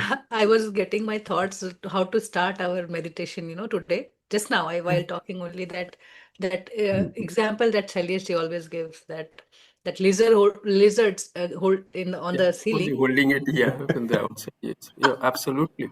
thinking that he's holding the ceiling. That's why it's there. But the thought that we are living, that desire that we are living, is actually God's desire. We are just unfolding it. That's it. It's there. Absolutely. Even because there is a little hesitation for into scriptures and because I cannot, but actually, okay, because King Janaka had a similar thought. So he was thinking, then suddenly, because he was a wise person, he said, "How come I don't have any control over my thought?" So then he thought quite some time. Then he couldn't find a solution. So he went to his guru, his Astabhakra Rishi. He said, "Okay, let's see, because didn't come from your memory, because this is what you have experienced." He said, "I did, but then why it is coming, where it is going, how another thought is coming, and then who is deciding? If it's my thought, I should have the control, and I don't have the control. Then who is having the control?" He said, "Okay, think." Then it is found out that it's like a mirror. Something is going, the mirror is thinking, "Oh, my bird is going. My, this rasgulla is coming, or the coffee is coming in front of the mirror." He's saying, "Oh, this is my coffee. I am smelling it good." We said, "It's just coming and it's going. Where are you? Where is your cup? Nothing belongs to you. And everything is coming and going, and you are holding it. Ah, this is mine." This, like shopping mall, the window shopping, when we go, I said, "Oh, that shopping mall, Shailaji, in near my house, Burjuman Center, that beautiful Louis Vuitton bag is there," so something like that. Oh, that means I am claiming that is because that is near my house, that shopping mall, and that store is there. It's like that. So that means then he realized that entire thing, a drama is just going in front of you. You have nothing to do with it. Just let go. In simple ways, सब कुछ होता है, बस होने दो. Do not hold it. Do not, try to stop it. That's what we keep doing it. We interfere. Absolutely. But the way you have pushed us, Not we. hats off to you. Hats off to It's you. 3 years of drilling down of the same chapter. That fool we are, drilling down the 3 years I of the was same I was chapter. thinking am I making a mistake? But then today I realized, as it is, I'm physically, mentally now I was a little indisposed. But then, but this mind on this thing is very sharp. Otherwise, but If still you it was tell this confused. to a monk, you have a desire, he will say, "What? I've been working on to have not do no desire. You're asking me to have a desire." And that's where we come from. Even scripture says that, it creates Trishna. And if you are looking at that. But then recently we shared that video from the Rig Veda where it says that, everything started with that kampan, that vibration. And that was a thought. Absolutely And that thought is still here. It's in us. We are the source now. That is amplifying it, that is executing it, correct. expanding love, expressing love, expanding universe. That's who No, we are. no, it's a beautiful way of putting it across, and it just sinks in. It's like it's nothing something which is in the scripture. It's something is somebody is telling you. It is what it is, and now it has really sunk inside. Really. And also, I am pretty sure Pallavi is also not going to forget it forever. But she still had a question that then whatever Shailesh had a desire, he wanted to be a teacher. He knew that his quality is that, but why it has to be a desire? It means I want to continue it. That's my permission. That I said that we keep saying that I know I interfere. Something wants to happen, but I come, okay, no, I am fearful. Something wants to happen, then I say, no, I withdraw. And that happens a lot with me. Yeah, Many no, no, Shailesh also beautifully. Shailesh is, I know, he's too intelligent, and the way he was putting it across, he's not revealing the whole thing, but he was giving enough hint that you are falling. The Kavita ji also yesterday, I think, when she was asking for, I will write 10,000 silence, she was trying in a beautiful way to walk her along this, and it was beautiful. The journey has been beautiful, and the questions and the answers and um, has been really rewarding in the sense that it's beautiful. It's a journey is beautiful, Yeah. and this platform is also very beautiful. It's growing with more experience. So I just felt, to myself, I can tell you the question I had initially, that whatever income is there, is it not for my personal use? Is it where one paragraph says that your desire should be from your higher self perspective? Now you are writing it for this perspective. Then it just clicked beautifully that, when you have that income, are you just fulfilling your desire with that? Are you not spending those money? Is that not running others' life? Is that not serving the community? So Yeah. your awareness is not there to, when you spend every penny, bring that No, awareness no, to it's that, beautiful. knowing And what you're doing. the last paragraph he's writing, what he's saying here this week. Okay, no, okay, here. Yeah, I put it. I The last paragraph he's saying, that's beautiful one. He's saying, just note for your amusement, just note for your amusement, how some of your present thoughts keep you from realizing your true desires. He's saying, why 20,000? When in the whole universe, all the money is available for you. Why you are limiting it? And then before on the 14th, because I have numbered it, in the 14th, that para, he is saying, oh, I claim abundant wealth in the form of 20,000 or more each year. Put or more or better. But beautifully how he is confusing there. And the next he's saying, what a fool you are.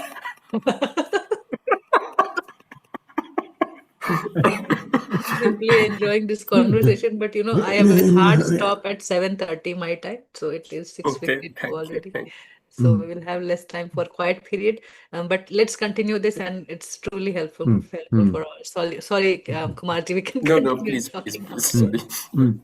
Thank you. So yes, take a quick break and come back.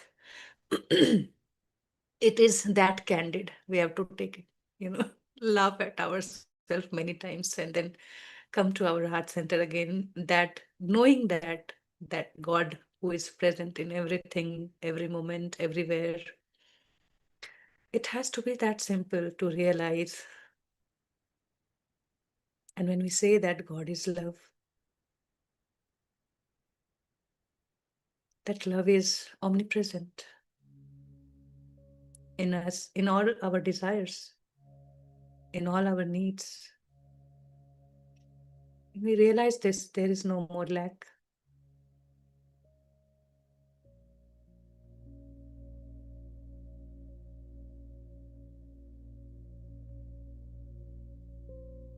So breathe in, long and deep, and exhale.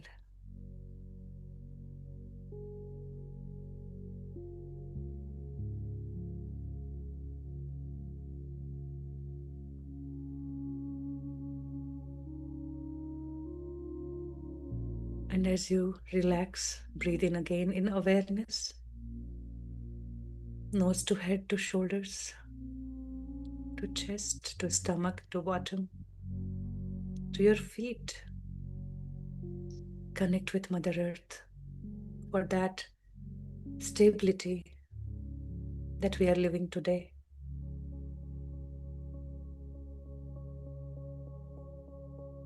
Claiming this stability in life as we walk on this planet, as we walk in Mother Earth's lap.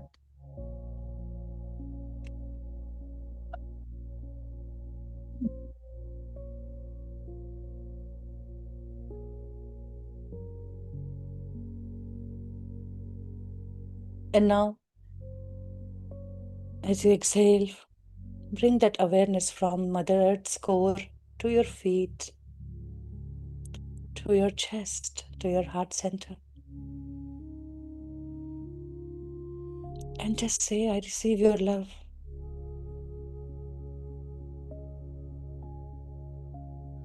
And I expand onto this. As I know you are love, I am love.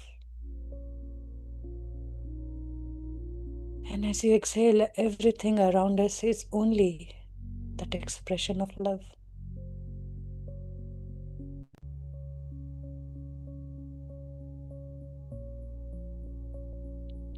So I become one with love.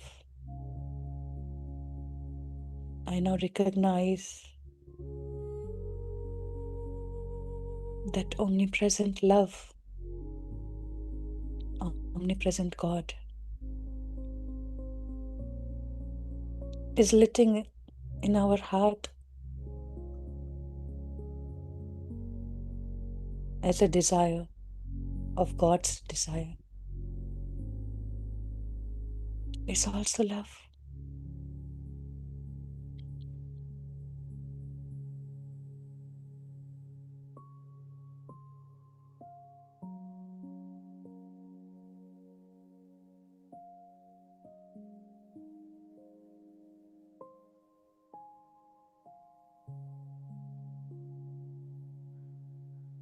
Now rest your awareness in your heart center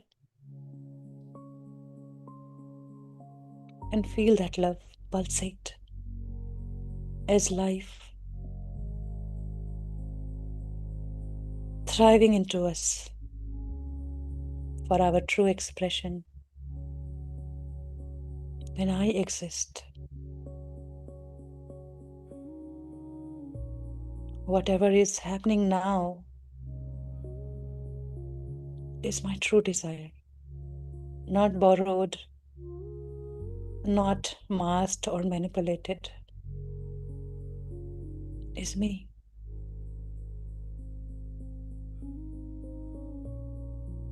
And I claim to experience all that God qualities of love, joy, peace, abundance, wholeness, infiniteness.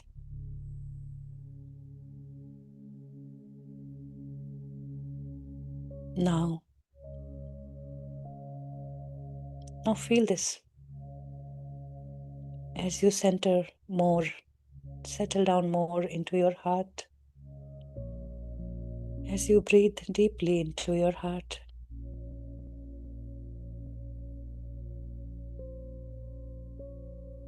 Now our conscious mind is becoming aware of our experience of having it all. As I am one with God, everything became different. Everything changed. Everything and everybody came to me for my enjoyment.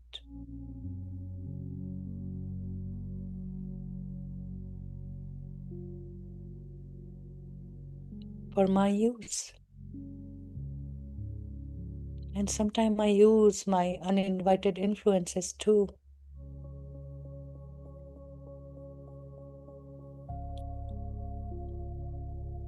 In ignorance, my expression shows me that conflict that reminds me of my lower self to act upon. Sometimes my ignorance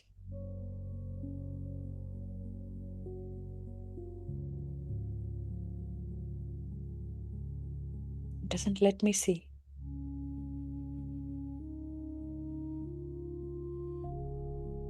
The higher self expressing through me in all my actions.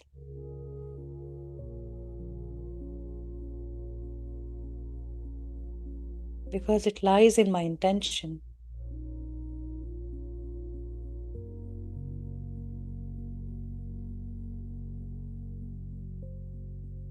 It lies in my feelings, which we cannot see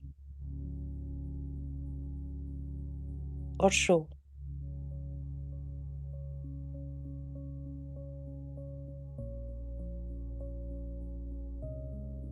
So we keep seeking approvals from others.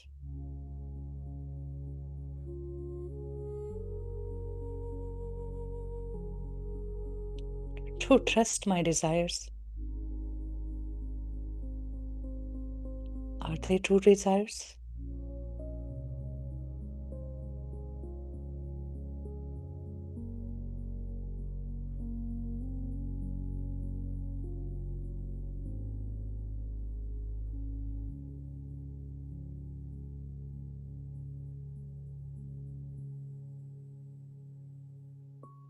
So in that moment of doubt,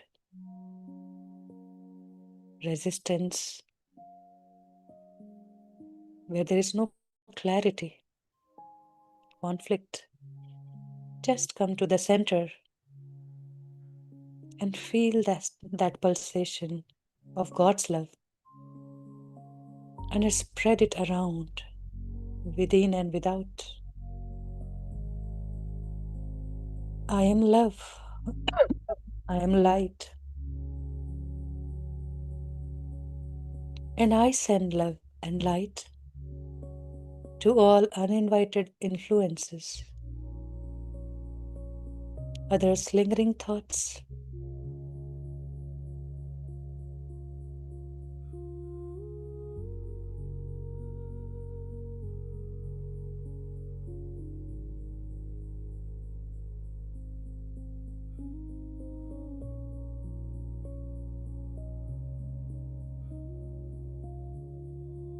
Feel that love pulsate throughout the body, in every cell,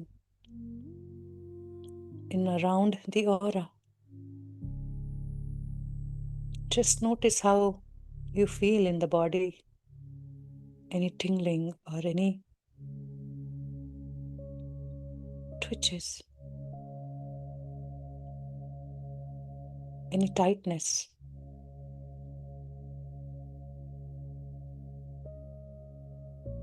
Anything that we are holding on to, anything that is stuck on us. Just scan entire body and the aura and feel this love and send love and light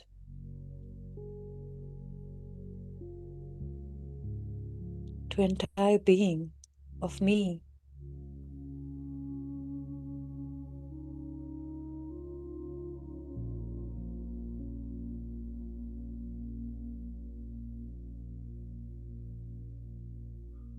I send love and light to each uninvited influences in my aura.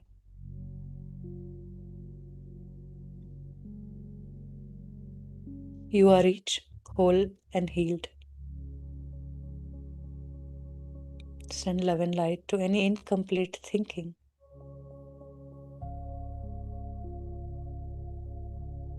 You are each created as love and light. And you are still love and light.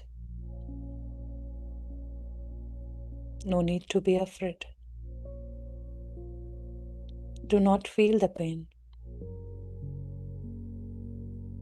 I know a perfect place for each one of you to go.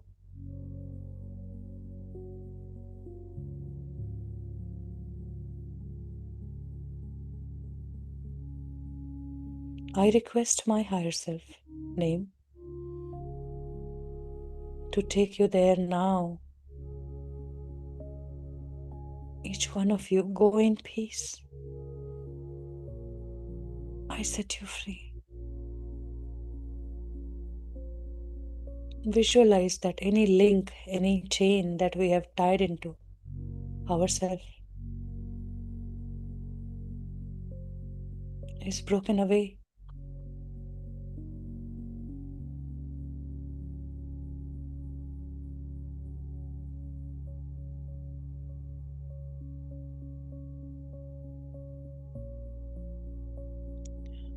Again, scan the body and find any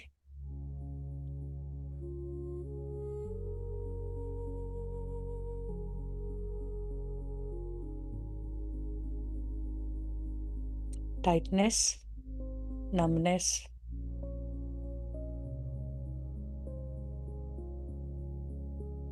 stiffness,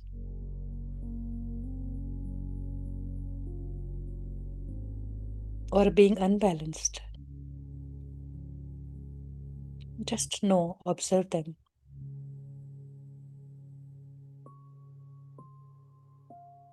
And say, I send love and light to all the thought forms around me.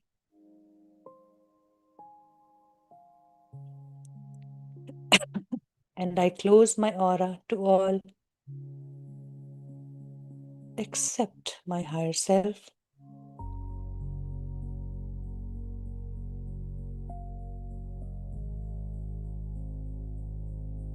And come back to the center again. Breathing from the heart going up and down the chest. It's moving like a wave. 3 to 5 times.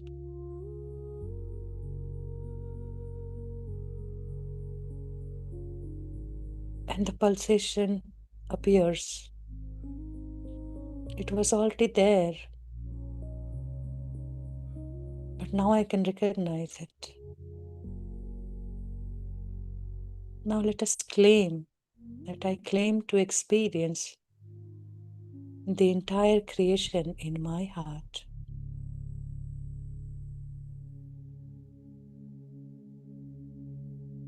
This is what it is, within and without.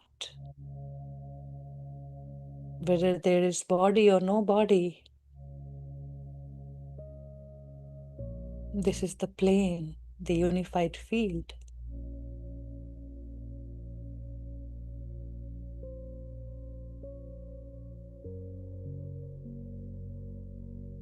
Of that interconnectedness.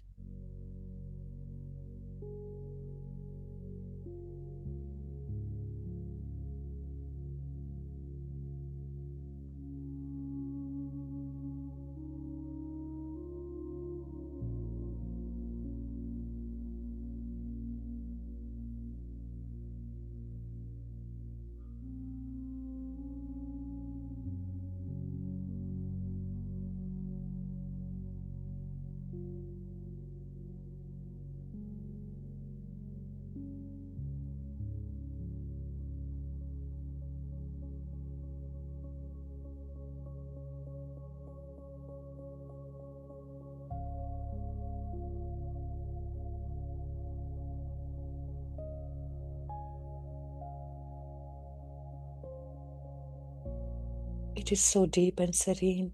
We can be here forever. Because that's our true essence.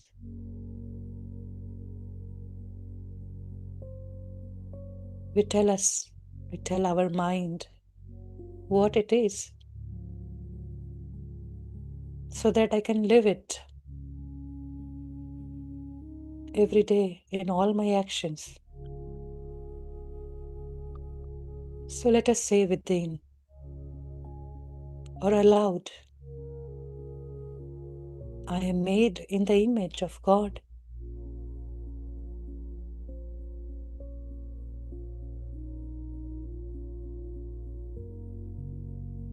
And I have all the qualities of God.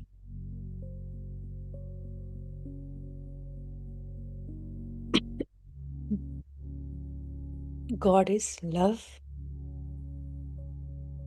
So I am love. Feel it how easy it is becoming every day after our practice.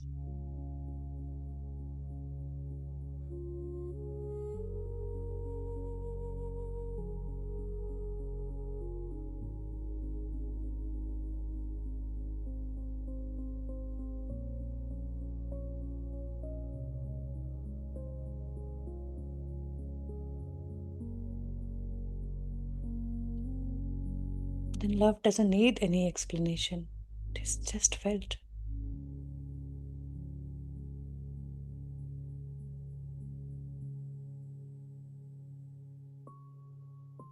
God is light, so I am light.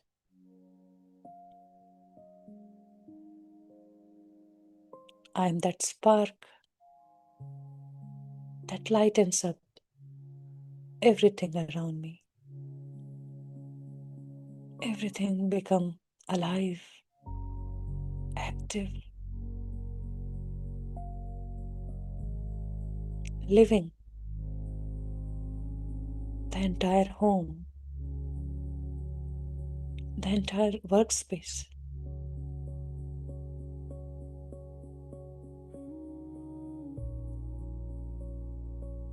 Every time we meet people,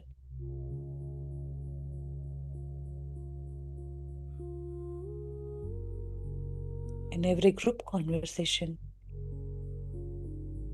in every meeting, I am that spark of truth, the image of God in front of me, and its experience.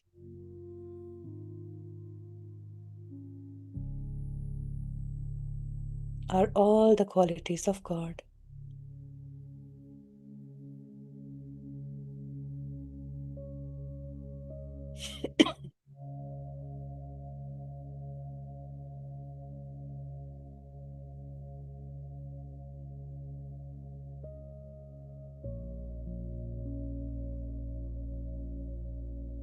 God is happiness, joy, and bliss.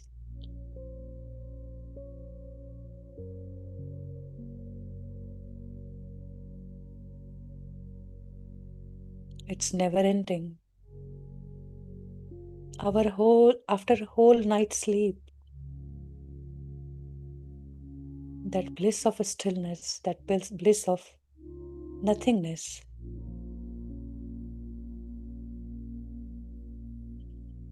transforms into a dance, joy of life, of creation, of sharing, caring, of love.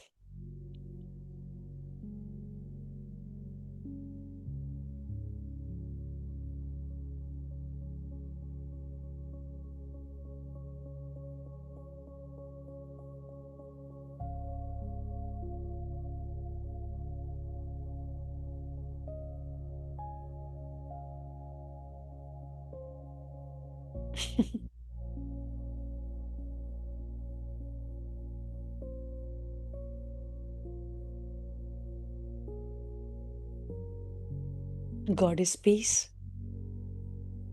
God is stillness. I am peace. I am stillness. Where I hold the play of life. People coming and going, dancing, talking, sharing, singing. I am beneath that. I'm that space of stillness.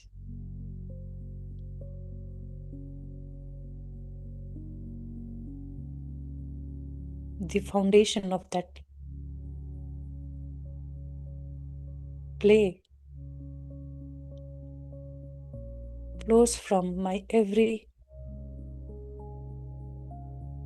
cell of the body.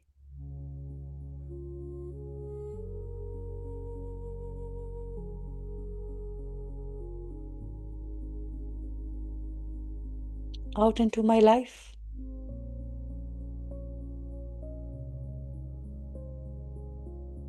And I give freedom to others to express, to dance, to sing. And here I hear all that in that silence.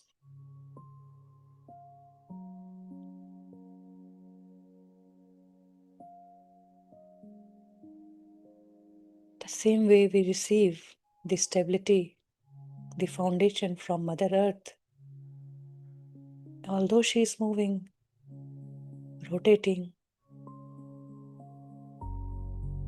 revolving, I'm experiencing the stillness of it.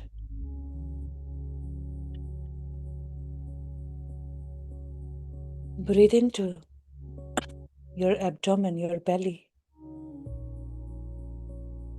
This peace, this harmony inside us.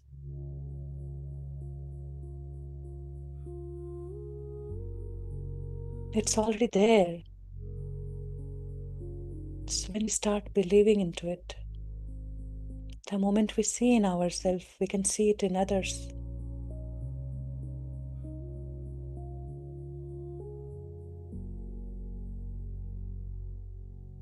God is abundance. So I am abundance. I am one with God. I am one with God's desire. I am one with everything that God has.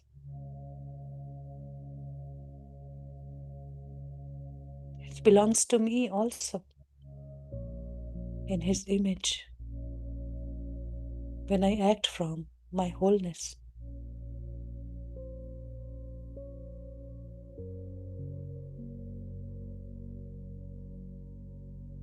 I can enjoy everything from the nature.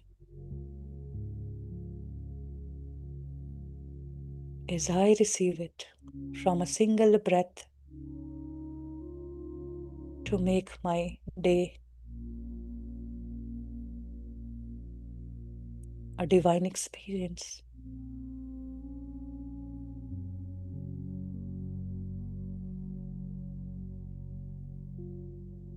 From life to death.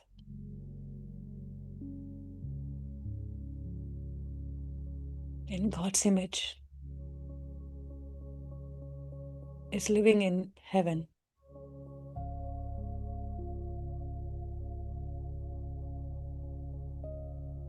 Heaven doesn't exist, we create heaven in God's image. And it can be created anywhere.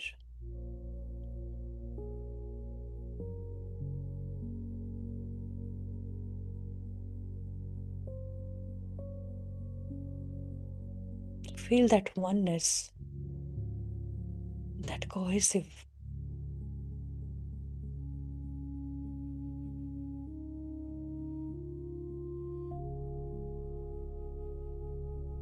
Like glue, like how everything is connected or interconnected. Why?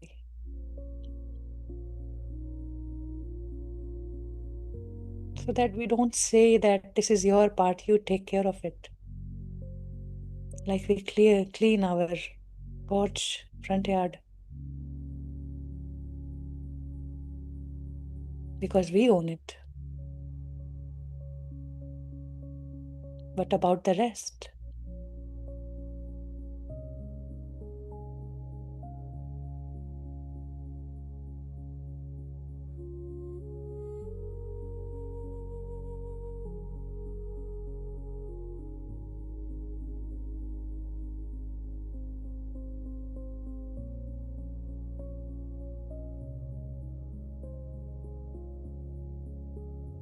So there was no other way to raise this awareness that we are one with it. We are one with the entire creation. And it carries only love. And we come to amplify this love through our expression. So ask our higher self that I'm here to learn about my true desire. Please guide me, my dear higher self.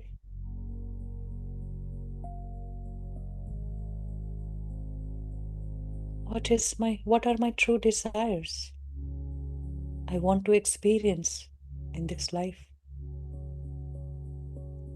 What are my true desires I want to experience now?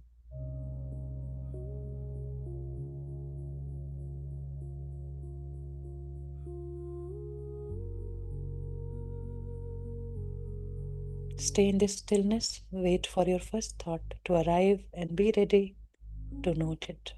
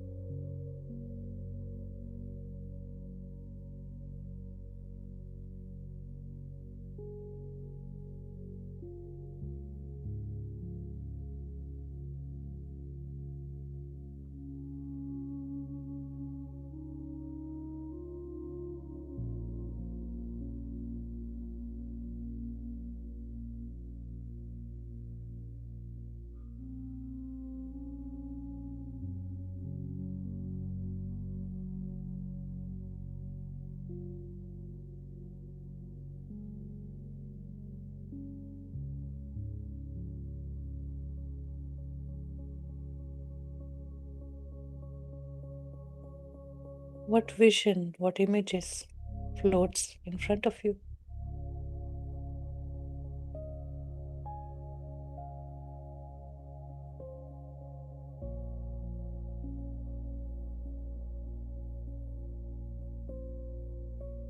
What thoughts are coming?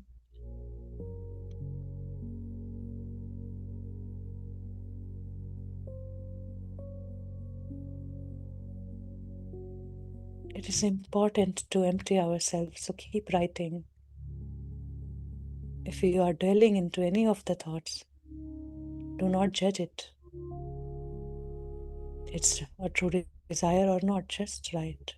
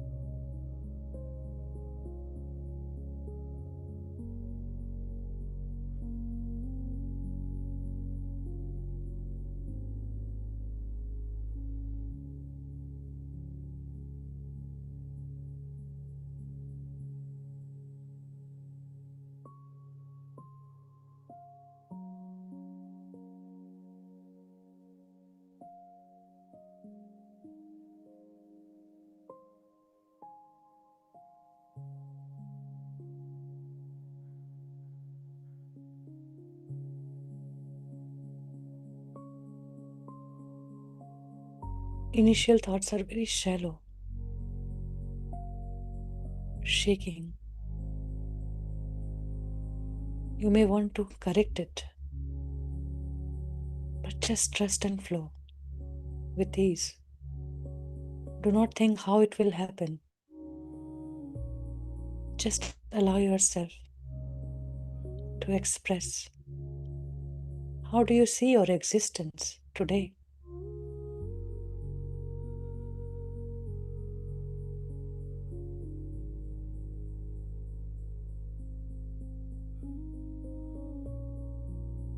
It's not an effort that we are putting to create, to think.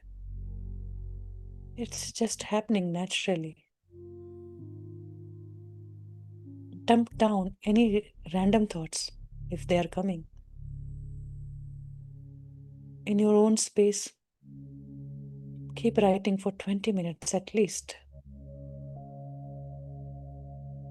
See what comes out. Churning that infinite ocean of ourself.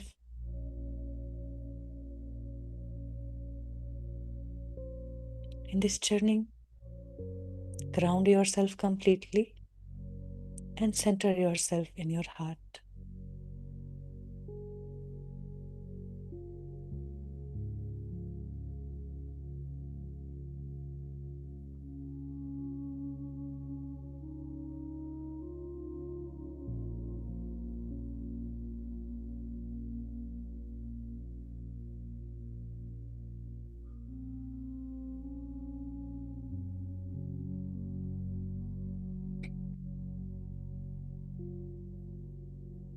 If my true desire is to serve,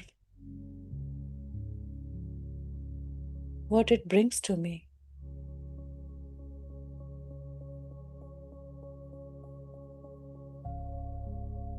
why?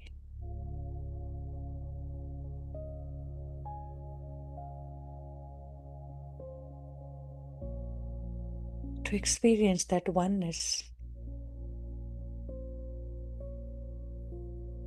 through my service. I'm helping myself, not others.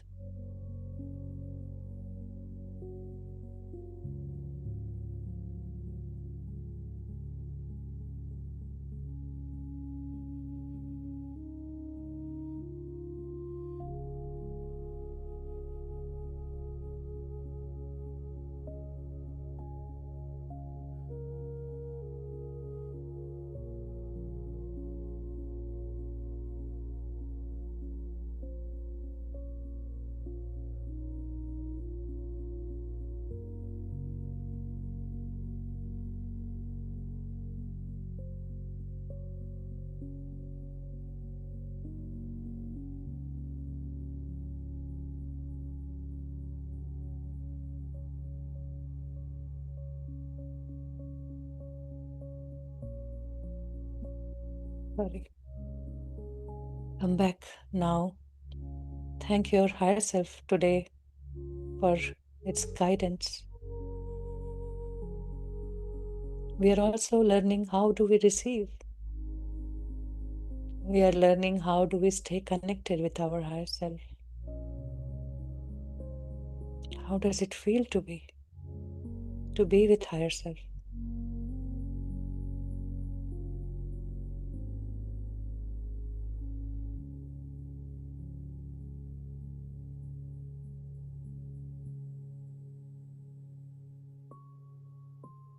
So let us free ourselves from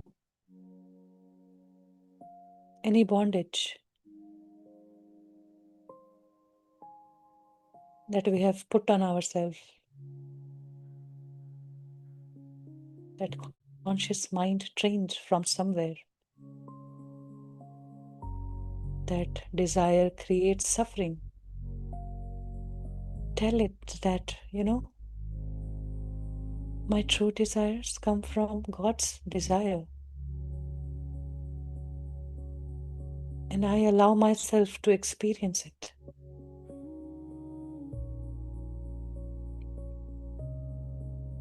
And I thank my higher self for being there, as only and only my higher self knows what I am here for. It's his experience, my higher self's experience. Through this vessel, a very intelligent piece of creation.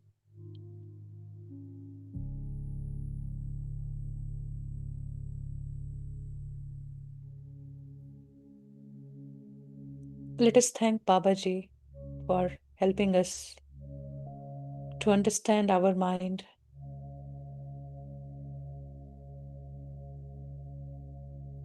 Just like a math problem, he is guiding us step by step. And He knows that one day we will write, hence it's proven, it's proved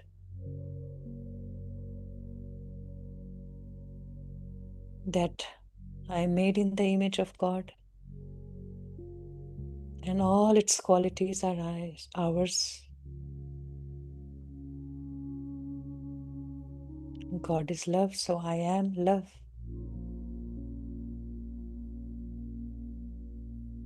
And then we keep pulsating along with the nature. Without any decision, we just flow. That's our journey.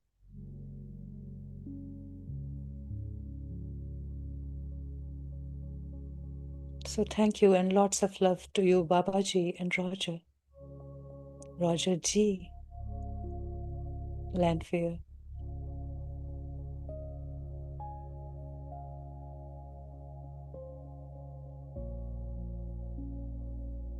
Now again feel how your heart feels. And receive love from all of the creation that is here to serve us. And then radiate this love into your home, to the people, pets, plants, foods,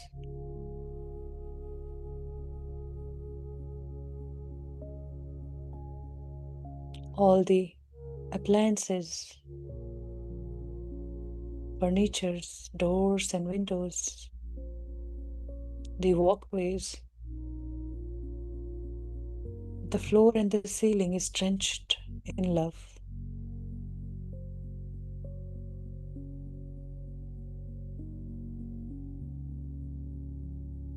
To my every cloth, to shoes, to everything that belongs to me. My specs, my phone, my laptop.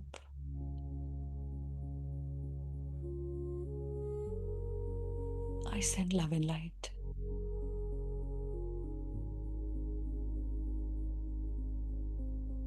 As I receive love and light from these things every moment, every day, I breathe in love and light into it now. I become one with all.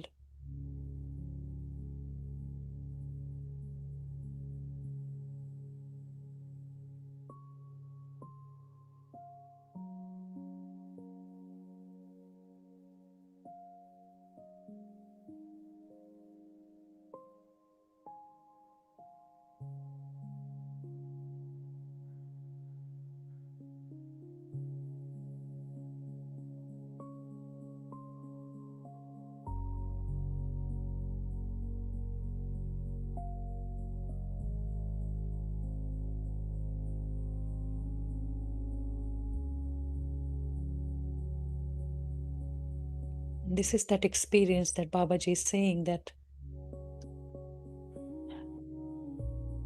do not lapse into it. Remember, this is the time just to energize yourself, to take wisdom, knowledge, and then bring it into daily dynamic activities. So we are ready for that.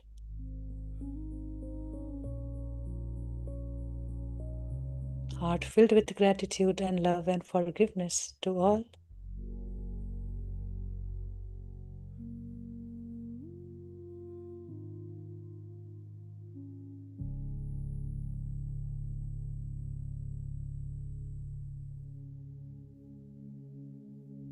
Come back.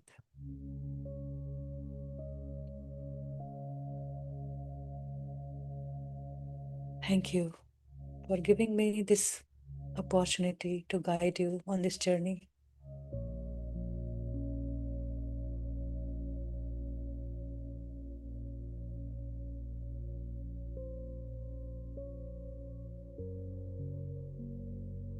Welcome back. You may bring both your palms and put it over your closed eyes for 5, 4, 3, 2, 1, 0. I will take a leave, but I will leave you all to just express. This is a practical guidance. The more we read, reread, we practice, we unfold things out from within. Our higher self speaks to us. We come to listen, we come to realize. So we all can do that, and that's the purpose we are here practicing this book together, sharing our experiences, just enhancing and helping on this path. So thank you all, and Shalishi, over to you. Thank you. Thank you. Thank you.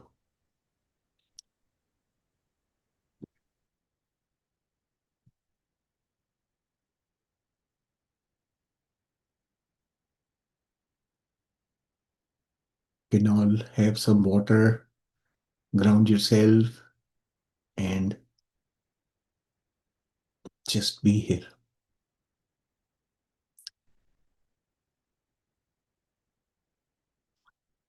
Now we can discuss your questions or concerns. For those of you who have done it for 3 days through the Hindi session, may have more questions, practical questions. That's good enough. That's good. This group can also benefit from it. So just ask questions. While you are thinking about your questions, I want to answer some things that Pallavi has written about me, about my knowing my true desire. So one or two things I want to clarify here.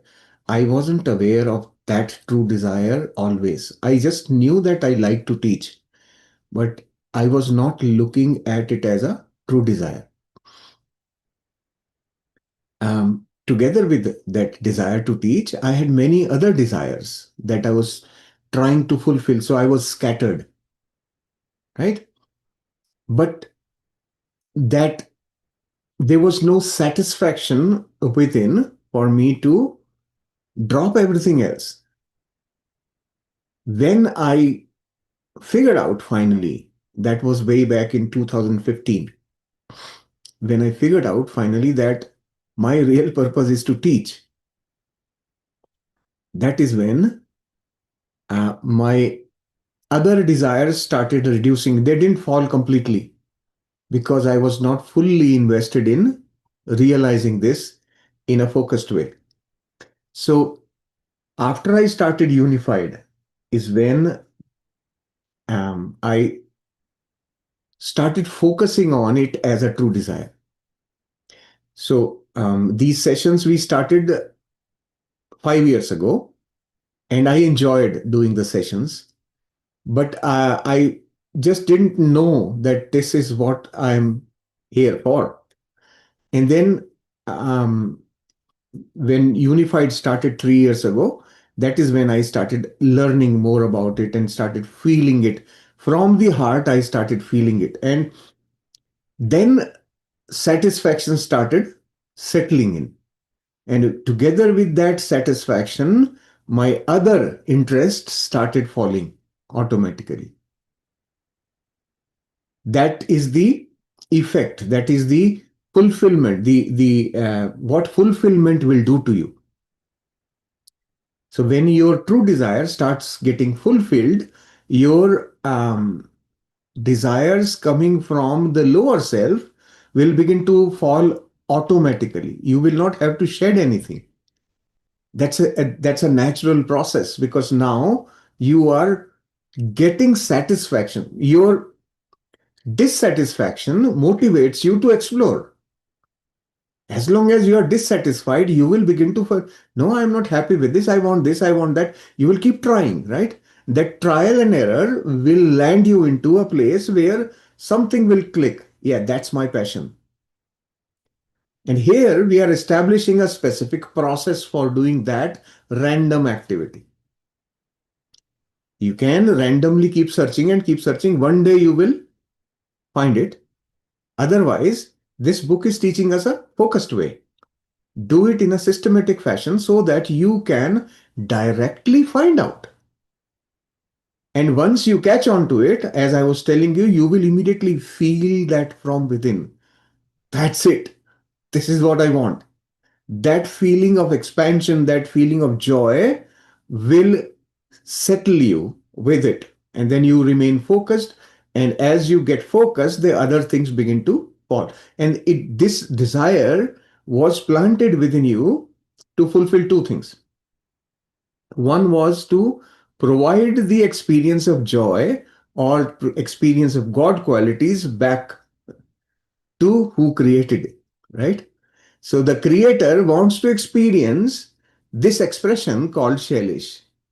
And the expression called shelish that was created was to teach.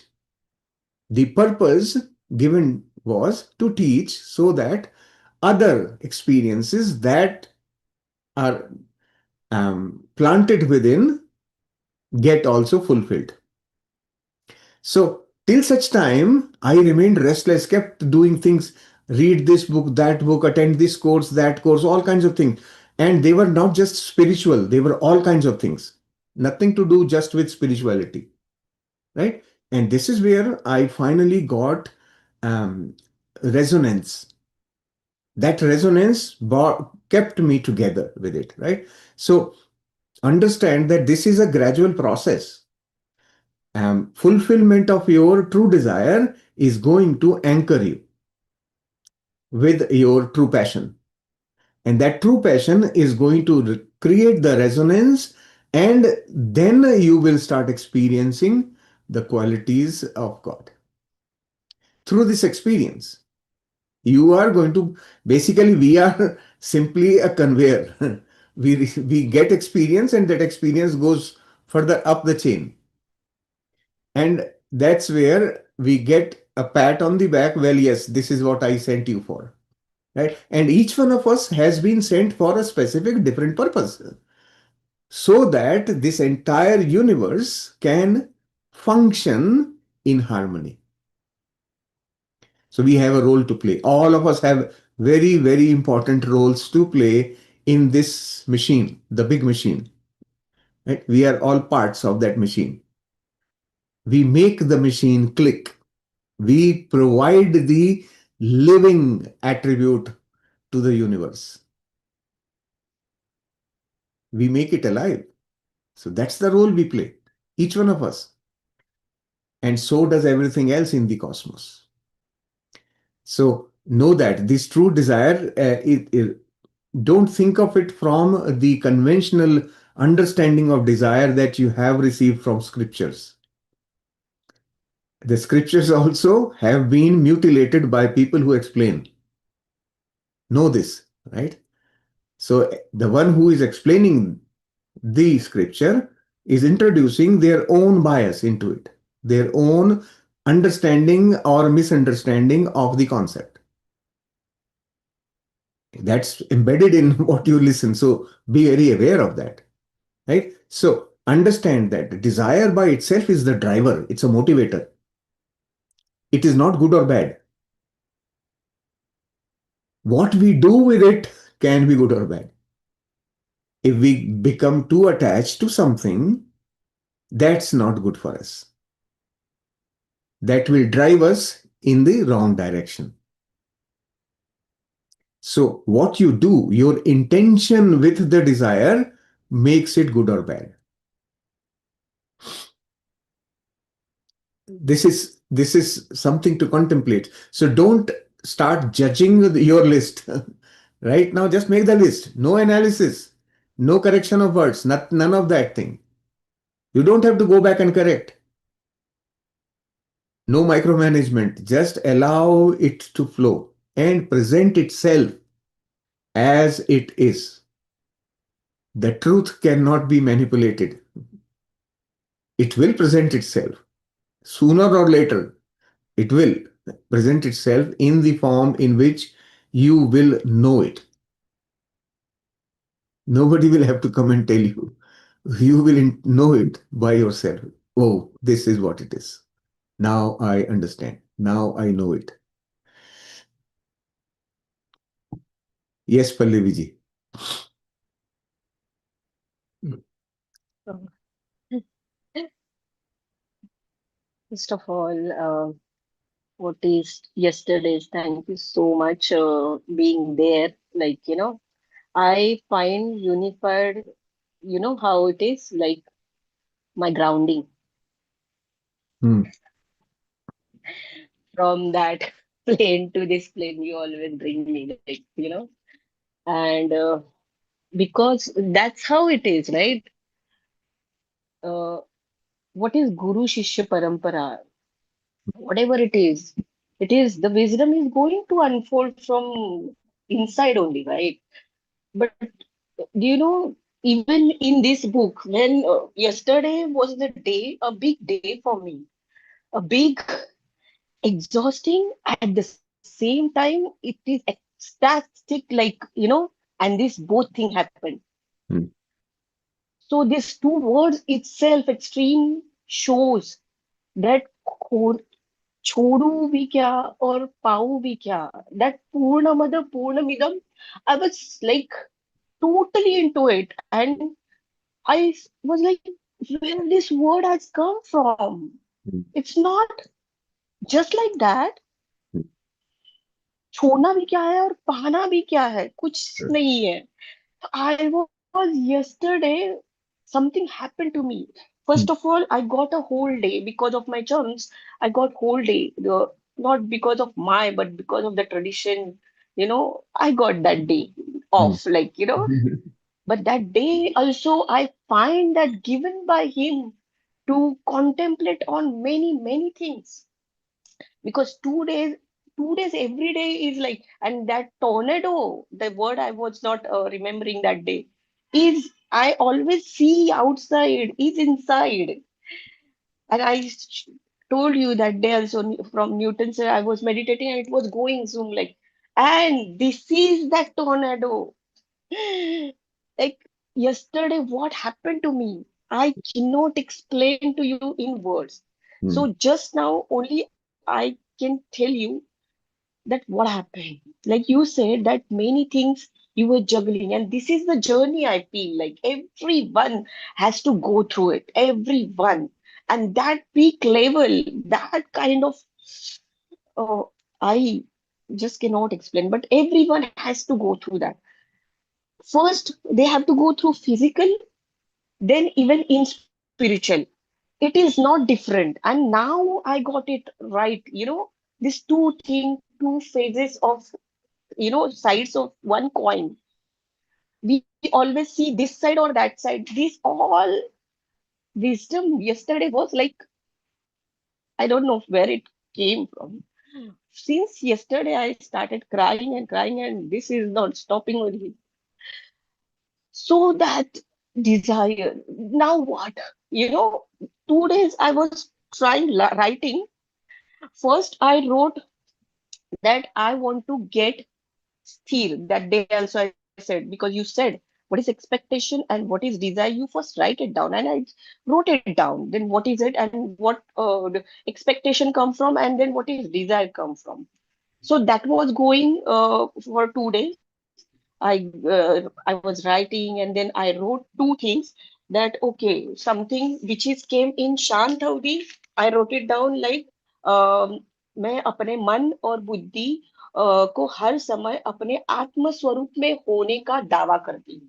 Hmm. First of all, that I wrote it. This is randomly. I wrote it. Then I and second was, मैं हर समय अपने प्रज्ञा बुद्धि से निर्णय लेने के लिए सक्षम हूँ होने का दावा करती हूँ. प्रज्ञा बुद्धि से. These two things came. I wrote it down. And then again, this, when I came out of it, dawa word was bothering me. It Hmm. started bothering me. Dawa. I am claiming. I am ordering that divine thing. uh, this Yeah. emotions were coming. So this, then I started again. I stopped it, and then I said, like, let it be whatever it is. And then I checked this checklist. What is it? It is not for my personal thing. Oh, but it is my for personal thing. मैं अपने मन बुद्धि को हर. So I am writing for myself. But then I said, like, it is not harming anything. I want myself, really. This is one. Then second, is it interfering in someone's? No, it is not interfering in someone, because it is myself, I want something, right? Then third was like, what was that third? Keep on forgetting. Is that it is a vishwasniya. Your mind, body, your wisdom has to understand and in line that, yeah, okay, this is like, okay. But my mind and body was not aligned. It is not accepting this, because that dawa was like, it was like, fighting between them. mm, Why I'm claiming it? Let the divine is unfolding itself so many things to me. Why I'm claiming again? And that claiming this word. Then second day again you said, I was thinking what people are giving things, and then what you are replying to them, so that I will get the clear understanding what actually this is needed. Because I was not getting this book. I was trying, and that day, whole day, I listened to you and Preeti ji twice, the whole day yesterday, again and again, again and again. And then finally, when the session started for third day yesterday, what happened? Preeti ji has asked one question where it has come, and that Sarvagya Buddhimatta, that word itself gave me such a click that what am I thinking myself? What you want to claim? What is your desire? Was not at all in line with it. And that's why, and this thing was going and going, my God. Uh, So that thing happened. And this is all, if you will see, this is all समझने की कोशिश कि what is happening. This mind is doing. This thing is what, that thing, which is happened to you also. Because you, unless you are not satisfied, you are trying 10 things. What is that satisfaction inside? What is give you peace?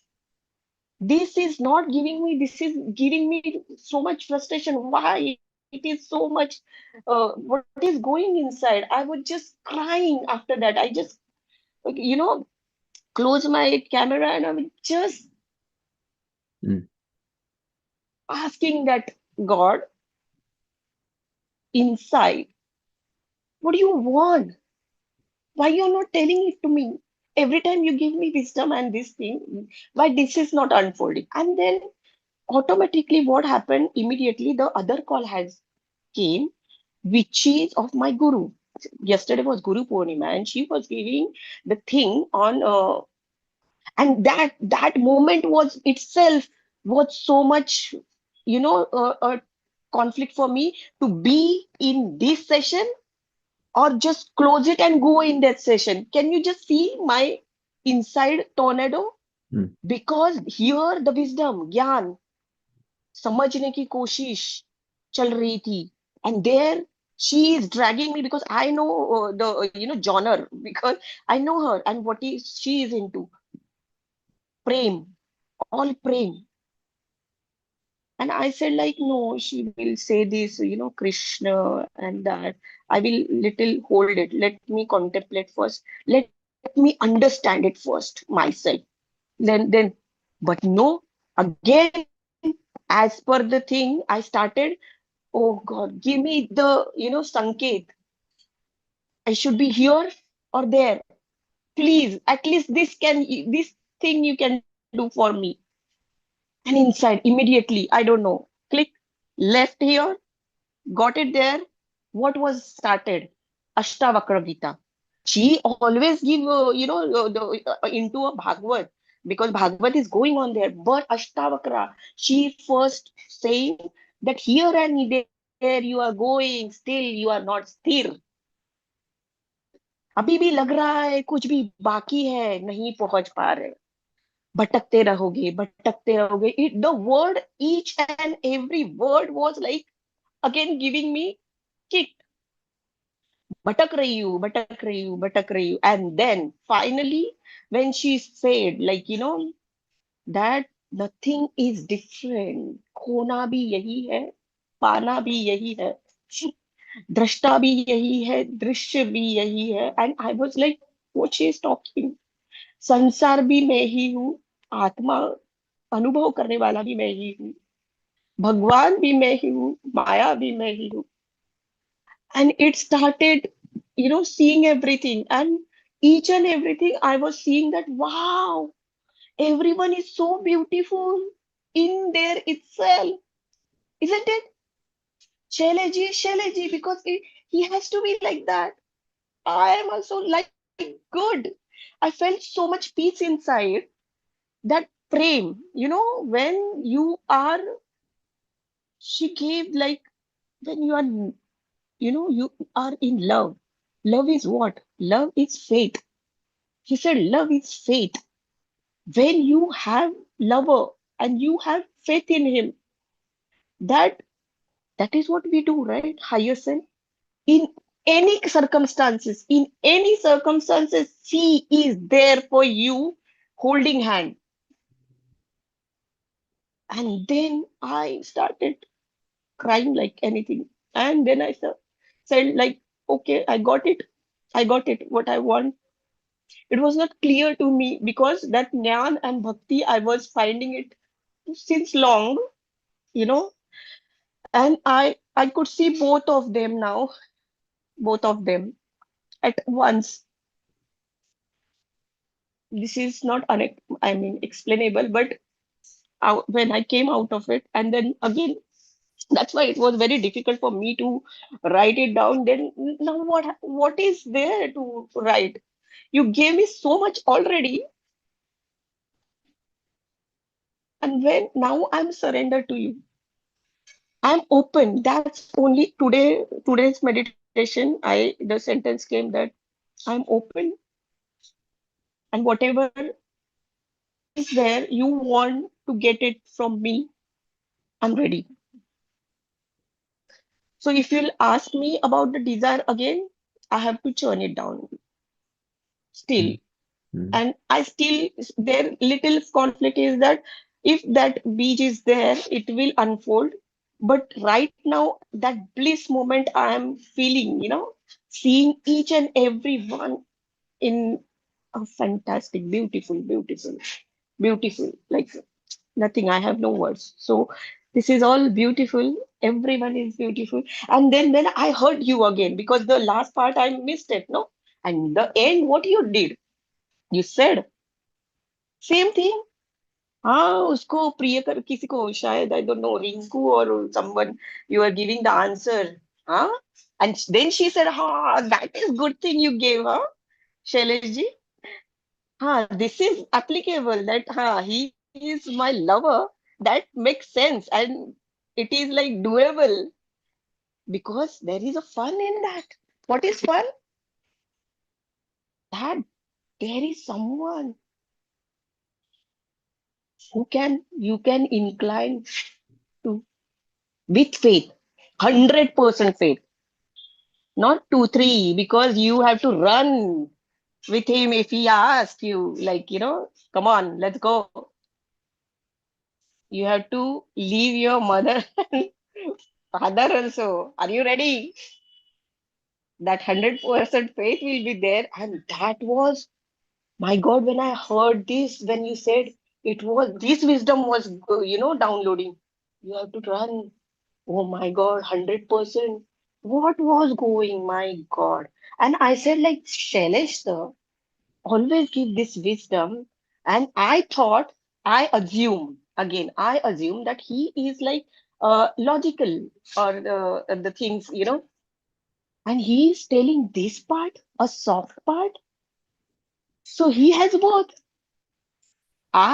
So what was that Truti Purna Vichar? I got it, everything corrected, and then I am at peace now. So if I have to give myself little time about desire, definitely, because what I feel is it will unfold because so much he has given already. He is giving me already. What else I should ask him? And what I claim that Swamitva, this, that word is like. So this is all what I am going through. So yeah, today's I like Monil ji's sentence. You have to be clear, no, but what because what you are ordering that should come, no. Yeah, I understand that word. It fitted me somehow in yesterday's session. Then I thought, like, okay, let it be. That clarity will also come. Not to force myself, like, let it come. I should not be harsh on myself for everything at once. Let it, because it is happening, no? Everything is happening. So that's all. So yesterday, I felt so much gratitude that all the gurus being in their words, being in their giving their bhav, you know, so much gratitude, sir. So much gratitude to each and everyone. When Rinku ji is asking something, when Kavita ji is saying, you have to be balanced. Wow. I don't know, she's talking, talking, but I got it what she's saying. Hmm. I heard her. Balance. Guitar, you said you can't just kite it or lose it. It has to come, no? Some Hmm. tune has to come. So it has to be properly tight at the same time. So that's what I what got. And regarding this, if you say, I truly agree to you, let it unfold. I'll give some time to myself. Maybe not. That's why I ask, what is that? Will it be changed? Because right now, if you'll ask me, because that clarity was not there, and I was really from the core of my, bottom of my heart, I was asking for it. I need clarity in this now because I can't go like this. So I got it. And this is the belief that everything is, yes, you get it, whatever you ask, right? That is again, it got strengthened, it's stronger because whatever you are asking, anyway, it is manifesting, right? So this will also manifest, but manifestation again have problem. That was I say, like intention you to keep, no, so I feel that it comes to you, naturally something is coming, which is like you say, you will feel, you will not feel anything tiredness, and that thing I want. But that is also not clear to me right now, what will flow through me. Yeah. So let So me give you some suggestions. now, yeah, Hmm. yeah. Yesterday being Purnima, you were, I think, excessively emotional. You have to watch your emotions. Hmm. That is an extreme weakness. Emotions will not lead you anywhere. So be very careful and cautious, especially on full moon days. You need to be very, very careful about what you are letting yourself get into. Even if it is not interaction with Hmm. others, even then, within, you can create all Hmm. kinds of contradicting thinking. Emotions will lead you into a very difficult experience. They will misguide you. So, understanding that is important. Second thing is, can you do BA and BSc together? No. No, right? So, you can't do Gyan and Bhakti together. Understand this. Hmm. Gyan is BSc and Bhakti is BA. You can't do 2 degrees at the same time. You have to first complete one and then attempt the other so that you can fully do it properly. None of them is wrong. Both of them are individually different aspects. This is an important thing to know. You have to make the choice. Which one do I want to focus first? That is your choice. But I would not recommend you doing both together because you will achieve none. Your entire effort will be wasted. And that's what emotions take you into such things, where you lose your own clarity.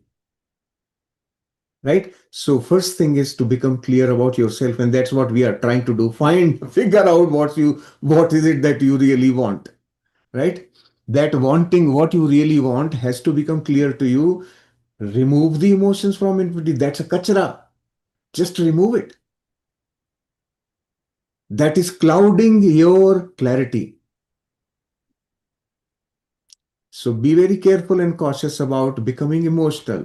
Step back. The moment you sense emotion, step back. Stop right then and there. What is this trying to do to me? Because if you remain clouded with emotions, you cannot communicate with higher self. This book is about understanding and experiencing love in its true sense, not the mental love. So this course is about love, but with proper knowing and experiencing. And it is very different because we are used to mental love. So our concepts are all embedded in mind. And mental love is emotion. We are used to it. So we just immediately fall into the trap. Extremely important for you to distinguish. This is why we emphasize so much about being heart-centered. When you are heart-centered, you will not have emotions. Remember this. When you are heart-centered, your true, all-knowing intelligence will guide you. That is the difference. Being heart-centered doesn't mean that you have melted like a butter. No. Being heart-centered means you are now awake and aware of your existence. You are vibrating at your natural frequency,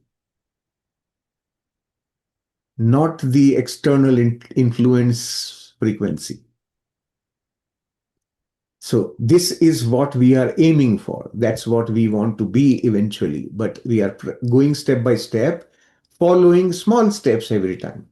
So if you start drifting into peripheral knowing, external influences, you will remain confused.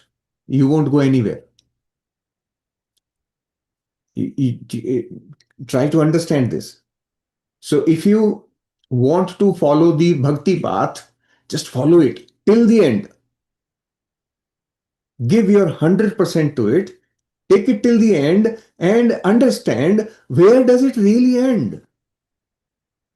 Does it take me all the way through or not? That is important. And you will, to understand that, you have to know yourself first. What is it that I really want? Do I really want to become something like that? And that's where your knowing yourself becomes extremely important. And we are trying to do that. Writing this thing is going to tell you, even if it is not a true desire, if you are writing those things, some things are coming up there which are not kind of theoretically the true desires, okay. But it is telling you about you. That's what is there in you. You have such and such desire. Make a note. Don't evaluate, don't judge, don't analyze, just make a note. At some point in time, when you evaluate it, when you look at it together with your thinking process and your desires, when you compare them, you will see conflicts. Our purpose is right now to understand that internally itself, I am sabotaging my realization of desire. I am myself sabotaging it. I have my inner barriers. They don't let my desires get fulfilled. So that is the purpose right now. Realizing what it is. First thing is bring the facts to the table. So this week we are just bringing the facts to the table. That's what we did in chapter 7 also. These two things will then give us the knowing. Now I know. Right? This cockroach was hidden in this crevice, right behind the drawer he was there, and not letting me clean up my pantry. Then you remove the cockroach, the pantry becomes clean. So we are, first of all, bringing the facts to the table so that we have a view of everything properly. Intelligently, we are working, right? So please, my suggestion to you so that you make best use of your time, best use of your life, right? Just be in one place. First thing, don't let yourself scatter, because every path has a different orientation. It doesn't mean it is right or wrong. It has a different orientation. And if you are in two different parts together, just like doing BA and BSc together, you can't write exams. You understand that this will create conflicting contradictions. Mind will play. So allow just one thing to blossom at a time. Just one seed, let it become a tree. That's what my recommendation will always be, right? Very, very important. What I feel, thank you for that. Hmm. In that extended question is that if you say that complete one thing and then go in, it is not possible. Why? Why do you think? How? Like, I feel that how much ever you know it, you will keep on going. And that day also I said, like, how Huh? much gyan, like there is Huh? ananta gyan, how much to take it? That's And what just to understand by this, this is what I'm no, it saying. should be into knowing. Right now, you are imagining how much, right? You haven't experienced it yet. And the same thing is on the bhakti side also. You haven't experienced the extreme of bhakti yet. First, you have to go through it. Unless you go through, you won't know. You are simply assuming based on what you see or hear from others. That's their thing, not you. For you to be able to make an intelligent choice, an intelligent understanding, you have to experience it. So go all the way in, whichever path you choose, go all the way into it. Then you will have a self realization at some point. That is not based on logic. That is, logic is mind. Your bigger existence will bring in experiences to you that will tell you, well, okay, I have done enough. Now, this branch of progression will not bother me anymore. That is what It will is not happen. bothering me. In fact, I could see the other side also, which I was thinking that it is different, what you say now. Hmm, I was thinking it was different, and this is not my path, like hmm, my path and this path, what I was doing, hmm, that has dropped. It is not that this is this and what you are saying. It hmm, is about that. hmm, Everything will lead there only hmm. to know myself. Right? And Agreed? if I know myself, Huh. that's it. Now Do what you? to So, else to like exactly. that When you know happened yourself, yesterday. yeah, when you know yourself, you will have nothing else to find. That was Hmm. the state Right. yesterday. And what to find now? Like Nothing. what to No. say? If you have found yourself, then you have nothing, no paths anymore. You have reached. There should be no more confusion. There is no confusion now. But Perfect. that's what I have just but as I said, this is like grounding for me. So what I always say, because you know you know yourself and you be in that place, Hmm. like they say shant avdi, you should not, and these things are happening, but you should not be in that bubble. Hmm. Just be in that state, what is happening, this thing is also happening, like why Hmm. I'm here. I am open what is coming to me. I Hmm. don't know. So I'm just being present here now. Hmm. And what is has to happen, what have to, right? That's what is going on. Nothing, nothing else. And um, that state is not visible yet. Hmm. You still have confusion. You say that I know myself, but you still have confusion. So stay there. Stay there for some time. Let it sink in. Yes. Drop everything else. Stay there for some time. Let it sink in. Whatever state you think you now know yourself. Just be there. Stay there. Drop everything else. This is the most important step. Stay there. Allow it to get internalized and become your experience. Then Mm, it will be visible on you. Right now, I don't see it. mm, Right? So just knowing is very different. So try staying there. Be there.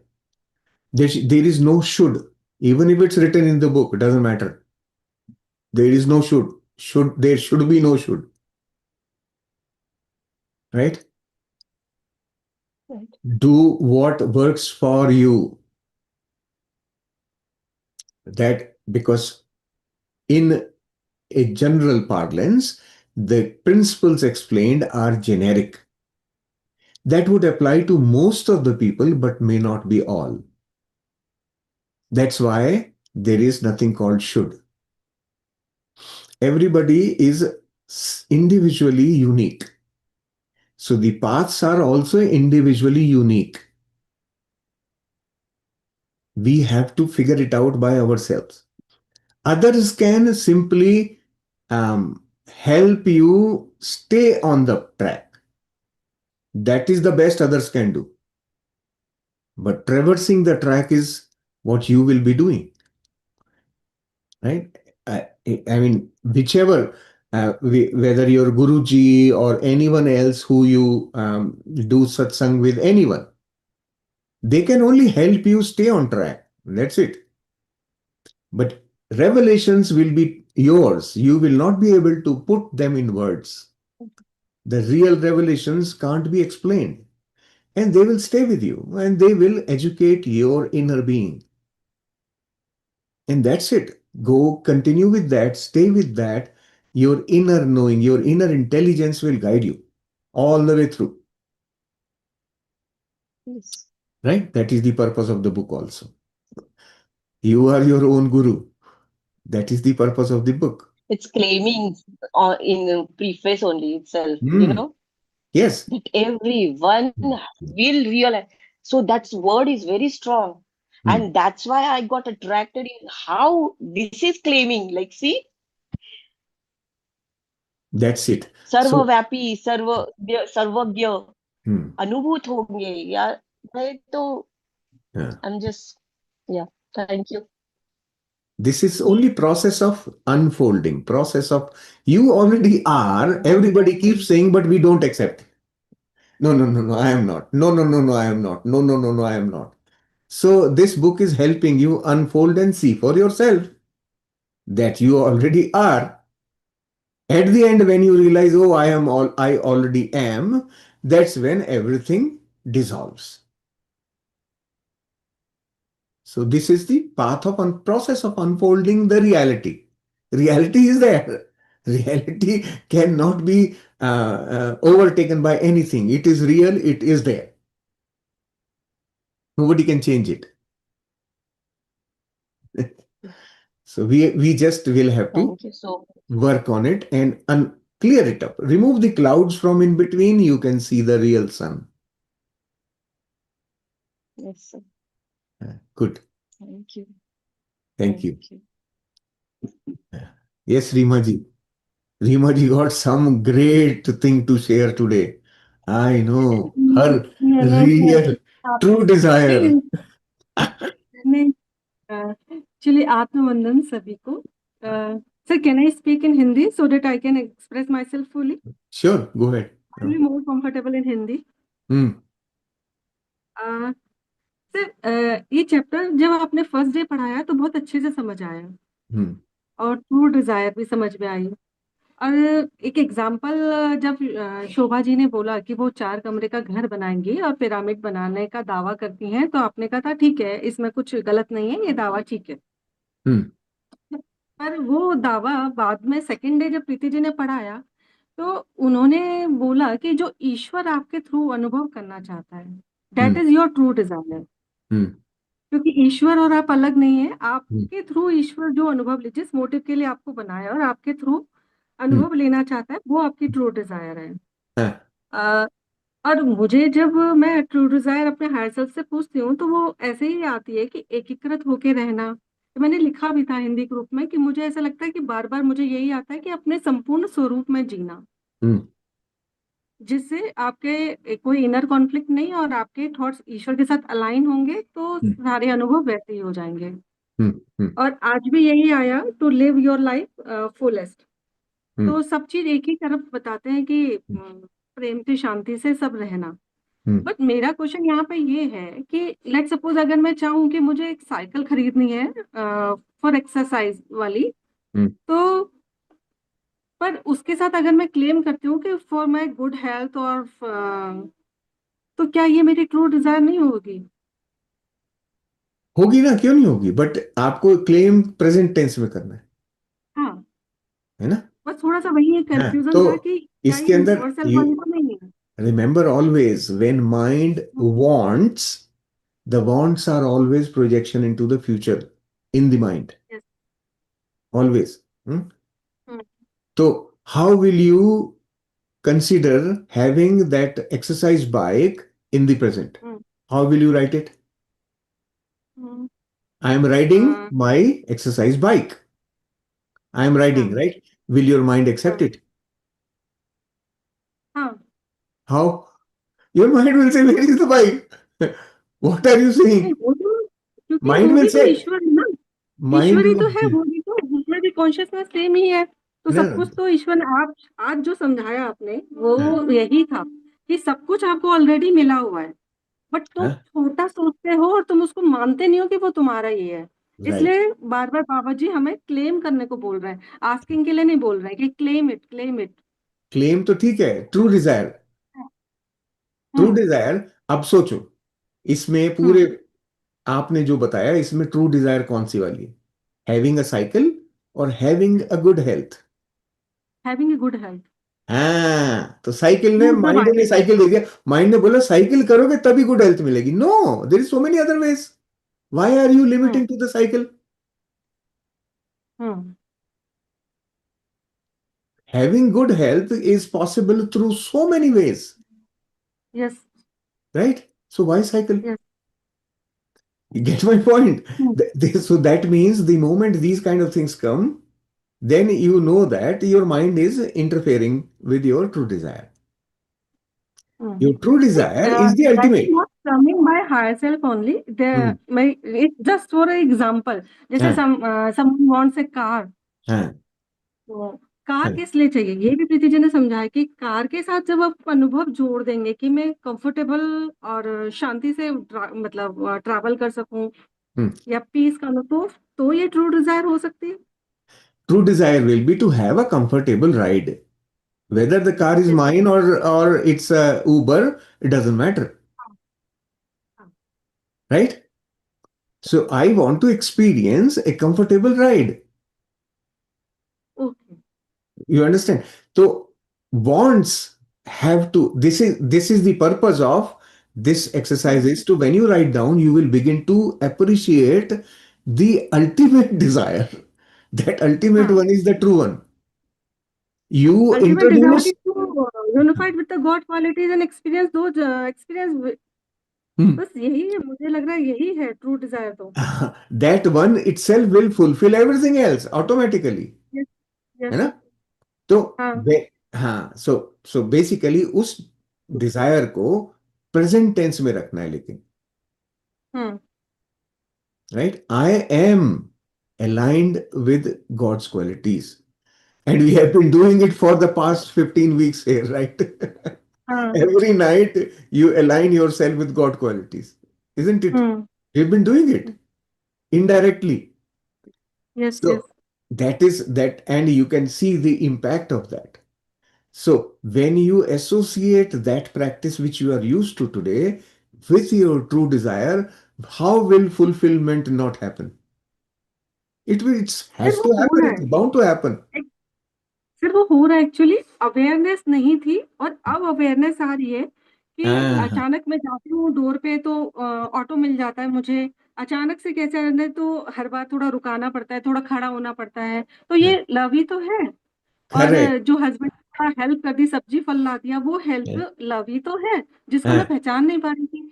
हाँ, एक example, जैसे मेरी made अचानक बोली 10 दिन की छुट्टी, मैं जा रही हूँ दीदी और मेरे को 10 दिन छुट्टी चाहिए। हम्म, थोड़ी देर पुराना वाला पैटर्न चला और माइंड में कॉन्फ्लिक्ट हुआ, नहीं ऐसे कैसे जा सकती है, 10 दिन तो बहुत ज्यादा होते हैं, बहुत गर्मी है, मेरी क्लासेस भी होती हैं। फिर थोड़ी देर में अवेयरनेस आ गई, 10-15 मिनट आधा घंटा लगा होगा, अवेयरनेस आ गई, नहीं ये क्या कर रही हो, फिर सरेंडर किया। तो फिर फोन से ही और made part part time arrange हो गई, तो सरेंडर करते ही सब ठीक हो गया। लेकिन वो पैटर्न आता है, पर वो रिकॉग्नाइज करना अब शुरू किया मैंने कि बहुत सारा मुझे मिल रहा है जिसको मैंने तरफ देखा ही नहीं।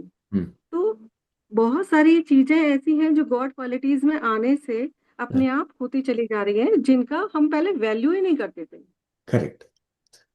So are you writing it in the jar? Yes sir. Start filling the I am jar. Writing. That is a yes. very powerful exercise. Start filling the jar. That exercise will actually bring your awareness to, oh my God, where have I been lost? All this is there, right? And I हाँ। am not looking at what I have. That's the hmm. turning point for becoming abundant. Yes.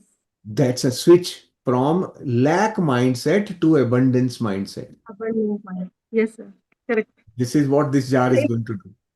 हाँ, एक और दिन ऐसा ही हुआ, तो मैं सोची सुबह से कि कितना अबंडेंट है। मैं किचन में गई तो पानी है, दूध है, चाय बनाने के सब सामान है, और उसके बाद इंटरनेट आ रही है। मैं फ्रेश फ्रेश होके अपना फ्रेश होने के लिए बाथरूम में अलग से है, मैं अपना मेडिटेशन कर पा रही हूँ। उसके बाद मैंने योगा कर लिया, उसके बाद मैं नींबू पानी पी रही हूँ। हर चीज मेरे लिए बिल्कुल तैयार है, मैं नहाने जा रही हूँ तो पानी है, सब कुछ है, शावर है मेरे लिए। Hmm. किचन में आई हूँ तो खाना बनाने के लिए सब्जियां हैं, फल है, सलाद है, सब काट रही हूँ, मैं सब बना रही हूँ। तो ये कितना अबंडेंस है जिसको मैं कभी फील ही नहीं करती। मैंने इसको अपनी मम्मी से शेयर किया कि मम्मी देखो, आज मैंने ये फील किया कि कितनी सारी चीज मुझे भगवान ने दिया हुआ है जिन पे मेरा ध्यान नहीं। तो बोलते ये तो सब नेचर की है, प्रकृति है, इस पे क्या ध्यान है, ये तो सबको मिला ही होता है। मैंने कहा नहीं, फील करने पे पता चला। तो मेरी एकदम आंखें भर आई कि मेरे पास काम करने के लिए भी हेल्प है, सब कुछ कितना अच्छा है, और उसको मैं फील ही नहीं कर रही हूँ। तो Right. वो तब मैंने इसको इतिका जी से शेयर किया कि आज मैंने ऐसा फील किया, तो अपने आप ग्रेटिट्यूड आया, और वो लव का जो पल्सेशन था ना, वो भी बहुत अच्छे से फील हुआ। तो हाँ, पहले अवेयरनेस नहीं थी, अब अवेयरनेस आ रही है तो महसूस हो रहा है कि हाँ, गॉड क्वालिटी से तो दुनिया बदल गई है। एग्जैक्टली। तो आपकी मम्मी जो कह रही हैं कि सबको मिला ही हुआ है, उन्होंने हाँ। सत्य बोला है, वो भी सत्य है। हाँ। पर हम्म। ये जरूरी नहीं है कि सबको उसका अनुभव मिले। किसी हम्म। किसी के घर में पानी सिर्फ 1 घंटे को आता है, शावर कैसे हाँ। लोगे? है ना? तो आपकी मम्मी हम्म। के एजम्पशन के पीछे जो इंटेंशन है वहां गड़बड़ है। बोला सत्य है उन्होंने, लेकिन उनकी जो समझ है उसमें गड़बड़ है। अभी उन्हें पता नहीं है कि सब चीजें सबके पास होती नहीं है, सृष्टि में है। आई नो, सबको पता है सृष्टि में सब कुछ है, पर सबके पास होता नहीं क्योंकि वो क्लेम नहीं करते। हम्म। उनको वो तो ये अवेलेबल है, उपलब्ध नहीं है। क्लेम नहीं किया हम्म तो उपलब्ध नहीं है। जब क्लेम करोगे तो आपके पास पहुंचेगा ही पहुंचेगा। तो ये चैप्टर पार्ट 2 हमको पहले पार्ट 1 में बताया कि यू आर द क्रिएटर, और हाँ, अब हमें कंटेंट क्रिएटर बनाया जा रहा है कि इच्छाओं को समझो, पहचानो और क्रिएट करो हाँ, जो तुम चाहते हो। हाँ। अब तो बुद्धिमानी को यूज करते हुए काम करो, वो है ना? दिखाने को ये पहले करना है। आपने हाँ। मूर्छित अवस्था में चल रहा था सब कुछ, है ना? तो अंदर में हाँ। डर है, तो आपको डर मिल रहा था बाहर से। हम्म।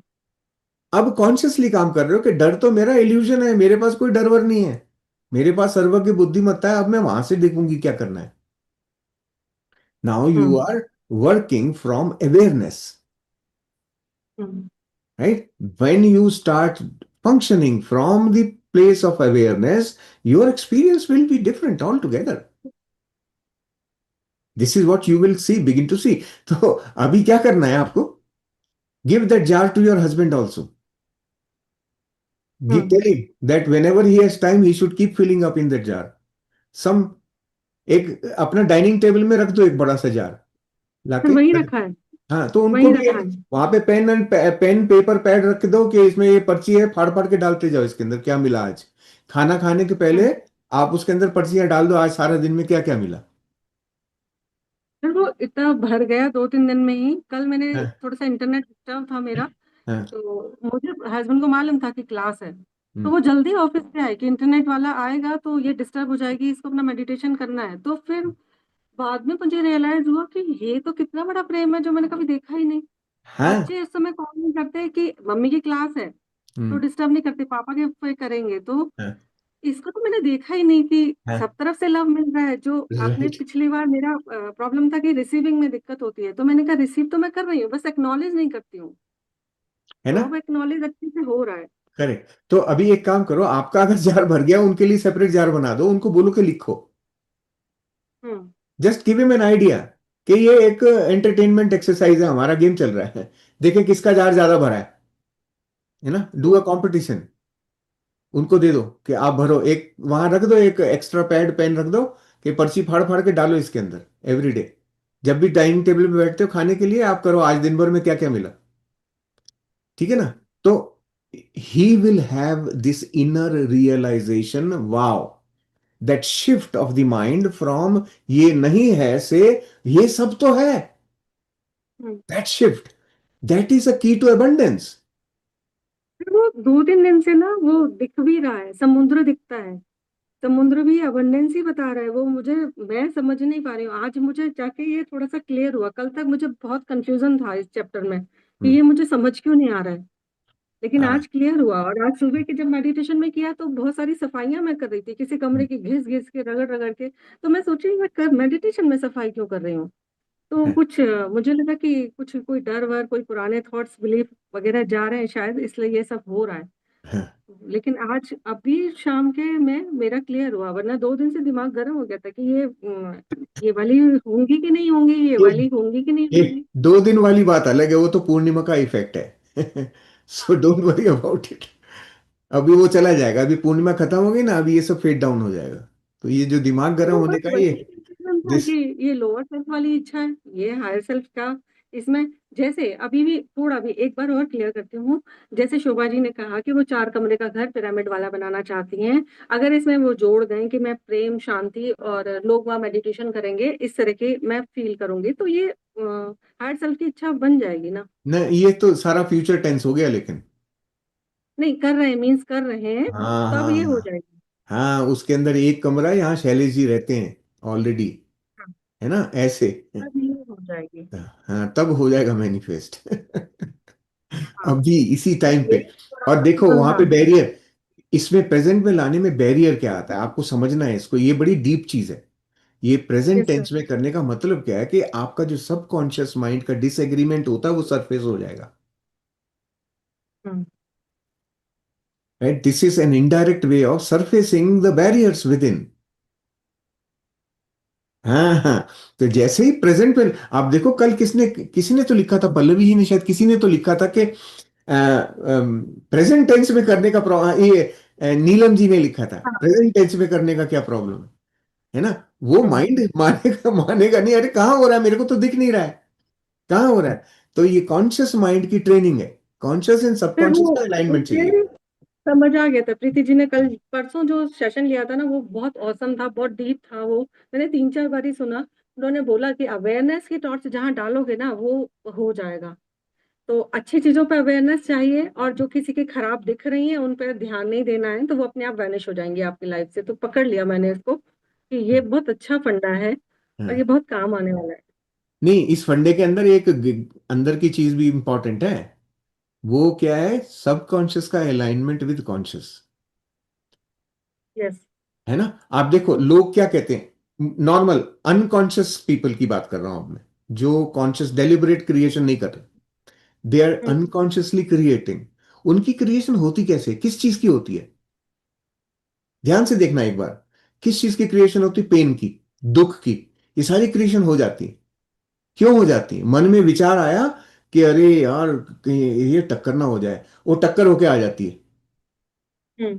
है ना? क्यों होता है? Why does it actually happen? और जो कहते हैं कि यार मेरी लॉटरी लग जाए, वो होता नहीं।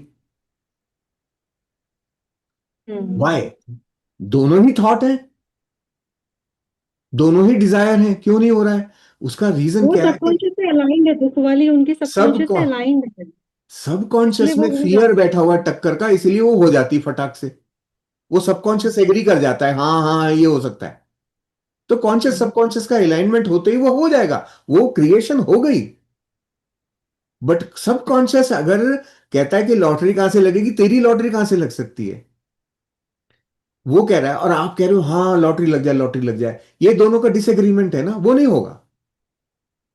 हम्म।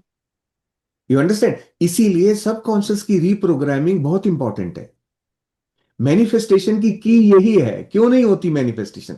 आप सोचिए इसको। अब आदमियों के दिमाग में विचार आते रहते हैं। कल भी मैं ये एग्जांपल दे रहा था कि अरे मेरे ड्राइंग रूम में हाथी ना आ जाए। वो हाथी अगर आ गया वहां पे तो क्या होगा? आपके दिन में कितने विचार चलते हैं, वो सब होने लगे अगर, तो आप सोचो, आपके तो जीवन में केओस ही केओस है चारों तरफ। राइट? हम्म। वाई? क्योंकि सबकॉन्शियस और कॉन्शियस की अलाइनमेंट इसीलिए एक इंटरलॉक है। ये सृष्टि का बनाया हुआ नियम है कि सबकॉन्शियस ड्राइव करेगा आपके एक्सपीरियंसेस, कॉन्शियस माइंड उसको डायरेक्शन देता रहेगा, लेकिन सबकॉन्शियस उसको कंट्रोल करेगा। तब आपके जीवन में चीजें होंगी। अगर सारी चीजें अलाउड कर दी, अगर सबकॉन्शियस ने कंट्रोल नहीं किया, तो जीवन जो है एकदम जंगल जंगल राज हो जाएगा, बिल्कुल टोटल।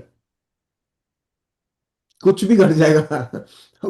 और कुछ भी घटना शुरू हो जाए, सोचो आप इस दुनिया में आज की डेट में मानव का जीवन असंभव हो चुका होता, ऑलरेडी होता ही नहीं मानव इस दुनिया में, यदि सब कुछ घट रहा होता तो ये इंटरलॉक नेचर का लगाया हुआ है कि सस्टेनेंस के लिए जरूरी है कि कहीं पे एक प्रज्ञा को काम करने की जगह मिलती है कि भैया कंट्रोल प्रज्ञा के हाथ में है, जिसको पता है सब कुछ वो कंट्रोल करता रहेगा पीछे से। सामने से बच्चा सोच रहा है कि मैं गाड़ी चला रहा हूं, पापा पीछे बैठ के नीचे से ब्रेक एक्सेलेटर दबा रहे हैं, ऐसे ही चल रही है गाड़ी। ठीक है ना? बच्चा सोच रहा है मैं गाड़ी चला रहा हूं, वो तो स्टेयरिंग घुमा रहा है बस। हम्म। हाँ, तो इसीलिए अलाइनमेंट जब भी होता है वो घटित होता ही है। तो ये मैनिफेस्टेशन की है। हम लोग यही सीख रहे और वो, अब ये सोचो, अलाइनमेंट के लिए प्रज्ञा का होना आवश्यक है, तो प्रज्ञा के हाथ में तलवार देना सेफ है। समझ रहे हो? विस्डम जिसको कहते हैं, विस्डम से जब हम ऑपरेट करेंगे तो वो सेफ है। वो नेचर ने हमको ये विस्डम हमने कैसे इकट्ठी करी है? ज्ञान से। तो विस्डम हमें ये एक्सेप्ट करने ही नहीं देगी कि जाके आदमी की गर्दन काट लो। वो एक्सेप्ट नहीं करेगी, इसको घटित नहीं होने देगी वो, क्योंकि उसने एक्सपीरियंशियली जाना हुआ है इस चीज को कि भैया ये काम अच्छा नहीं, इससे दुख ही दुख उत्पन्न होता है, ये ईश्वर के गुणों से अलग है। बस प्रज्ञा आपके उस चीज को जब कंट्रोल करती है, तो आपके हाथ से कभी भी ऐसा काम होगा ही नहीं, घटित नहीं होगा। आप समझ रहे हो ये चीज? तो वो सेफ है। इसीलिए जो शक्ति है, जो पावर है, वो हमेशा विजडम के हाथ में दी जाती है। Right? That is the interlock. ये नेचर का नियम बहुत ब्यूटीफुली बना हुआ है, आप समझोगे इसकी ना। When you understand really the mechanism of this whole thing happening, you will be amazed how beautifully this is programmed. मैं as an engineer, my job was to create systems.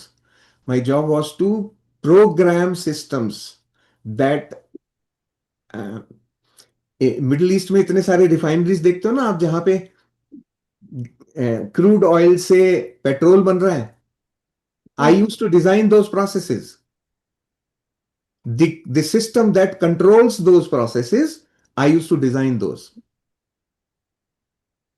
So I understand the way systems work. I understand the intricacies of every single thing changing, what will happen to the output.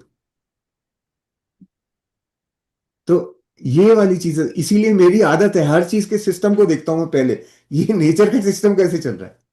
I enjoy. And then every time you figure out, wow, nature में ऐसे भी सब कुछ connected है, programmed है सब कुछ, automatic चल रहा है सिस्टम बिल्कुल परफेक्ट वे में, बस हमको पता नहीं चलता है। तो जैसे जैसे मैं हम मुझे पता चलता है आप लोगों को बताता रहता हूं मैं कोई नोट्स नहीं बना रहा आजकल इसके, but I definitely share whatever I understand, that there is definite connection, and we can all, and all of you know about it, but you have not brought it up within. So one day you will also be able to know exactly what I'm telling you. You will know it.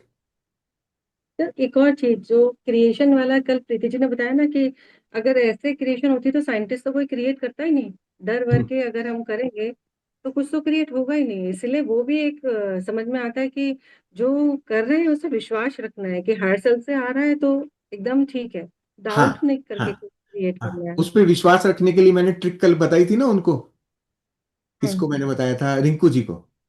Rinku ji विश्वास, को बताया। हाँ, आपको सबसे पहले अपने ये समझ लेना है कि मेरा मन ज्यादा बुद्धिमान है या मेरा हायर सेल्फ ज्यादा बुद्धिमान है, दोनों में से कौन बुद्धिमान। अगर आपको ये क्लैरिटी है कि हायर सेल्फ को ज्यादा पता है, तब आप ऑटोमेटिकली हायर सेल्फ की बात को मानोगे।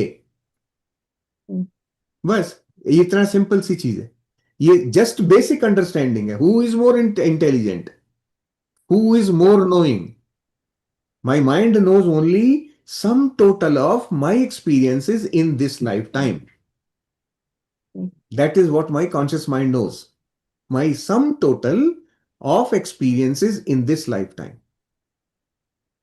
But subconscious or the higher self knows all my experiences, not just mine, but also of many the life entire cosmos. Times, cosmos और माई मैनी लाइफ टाइम्स।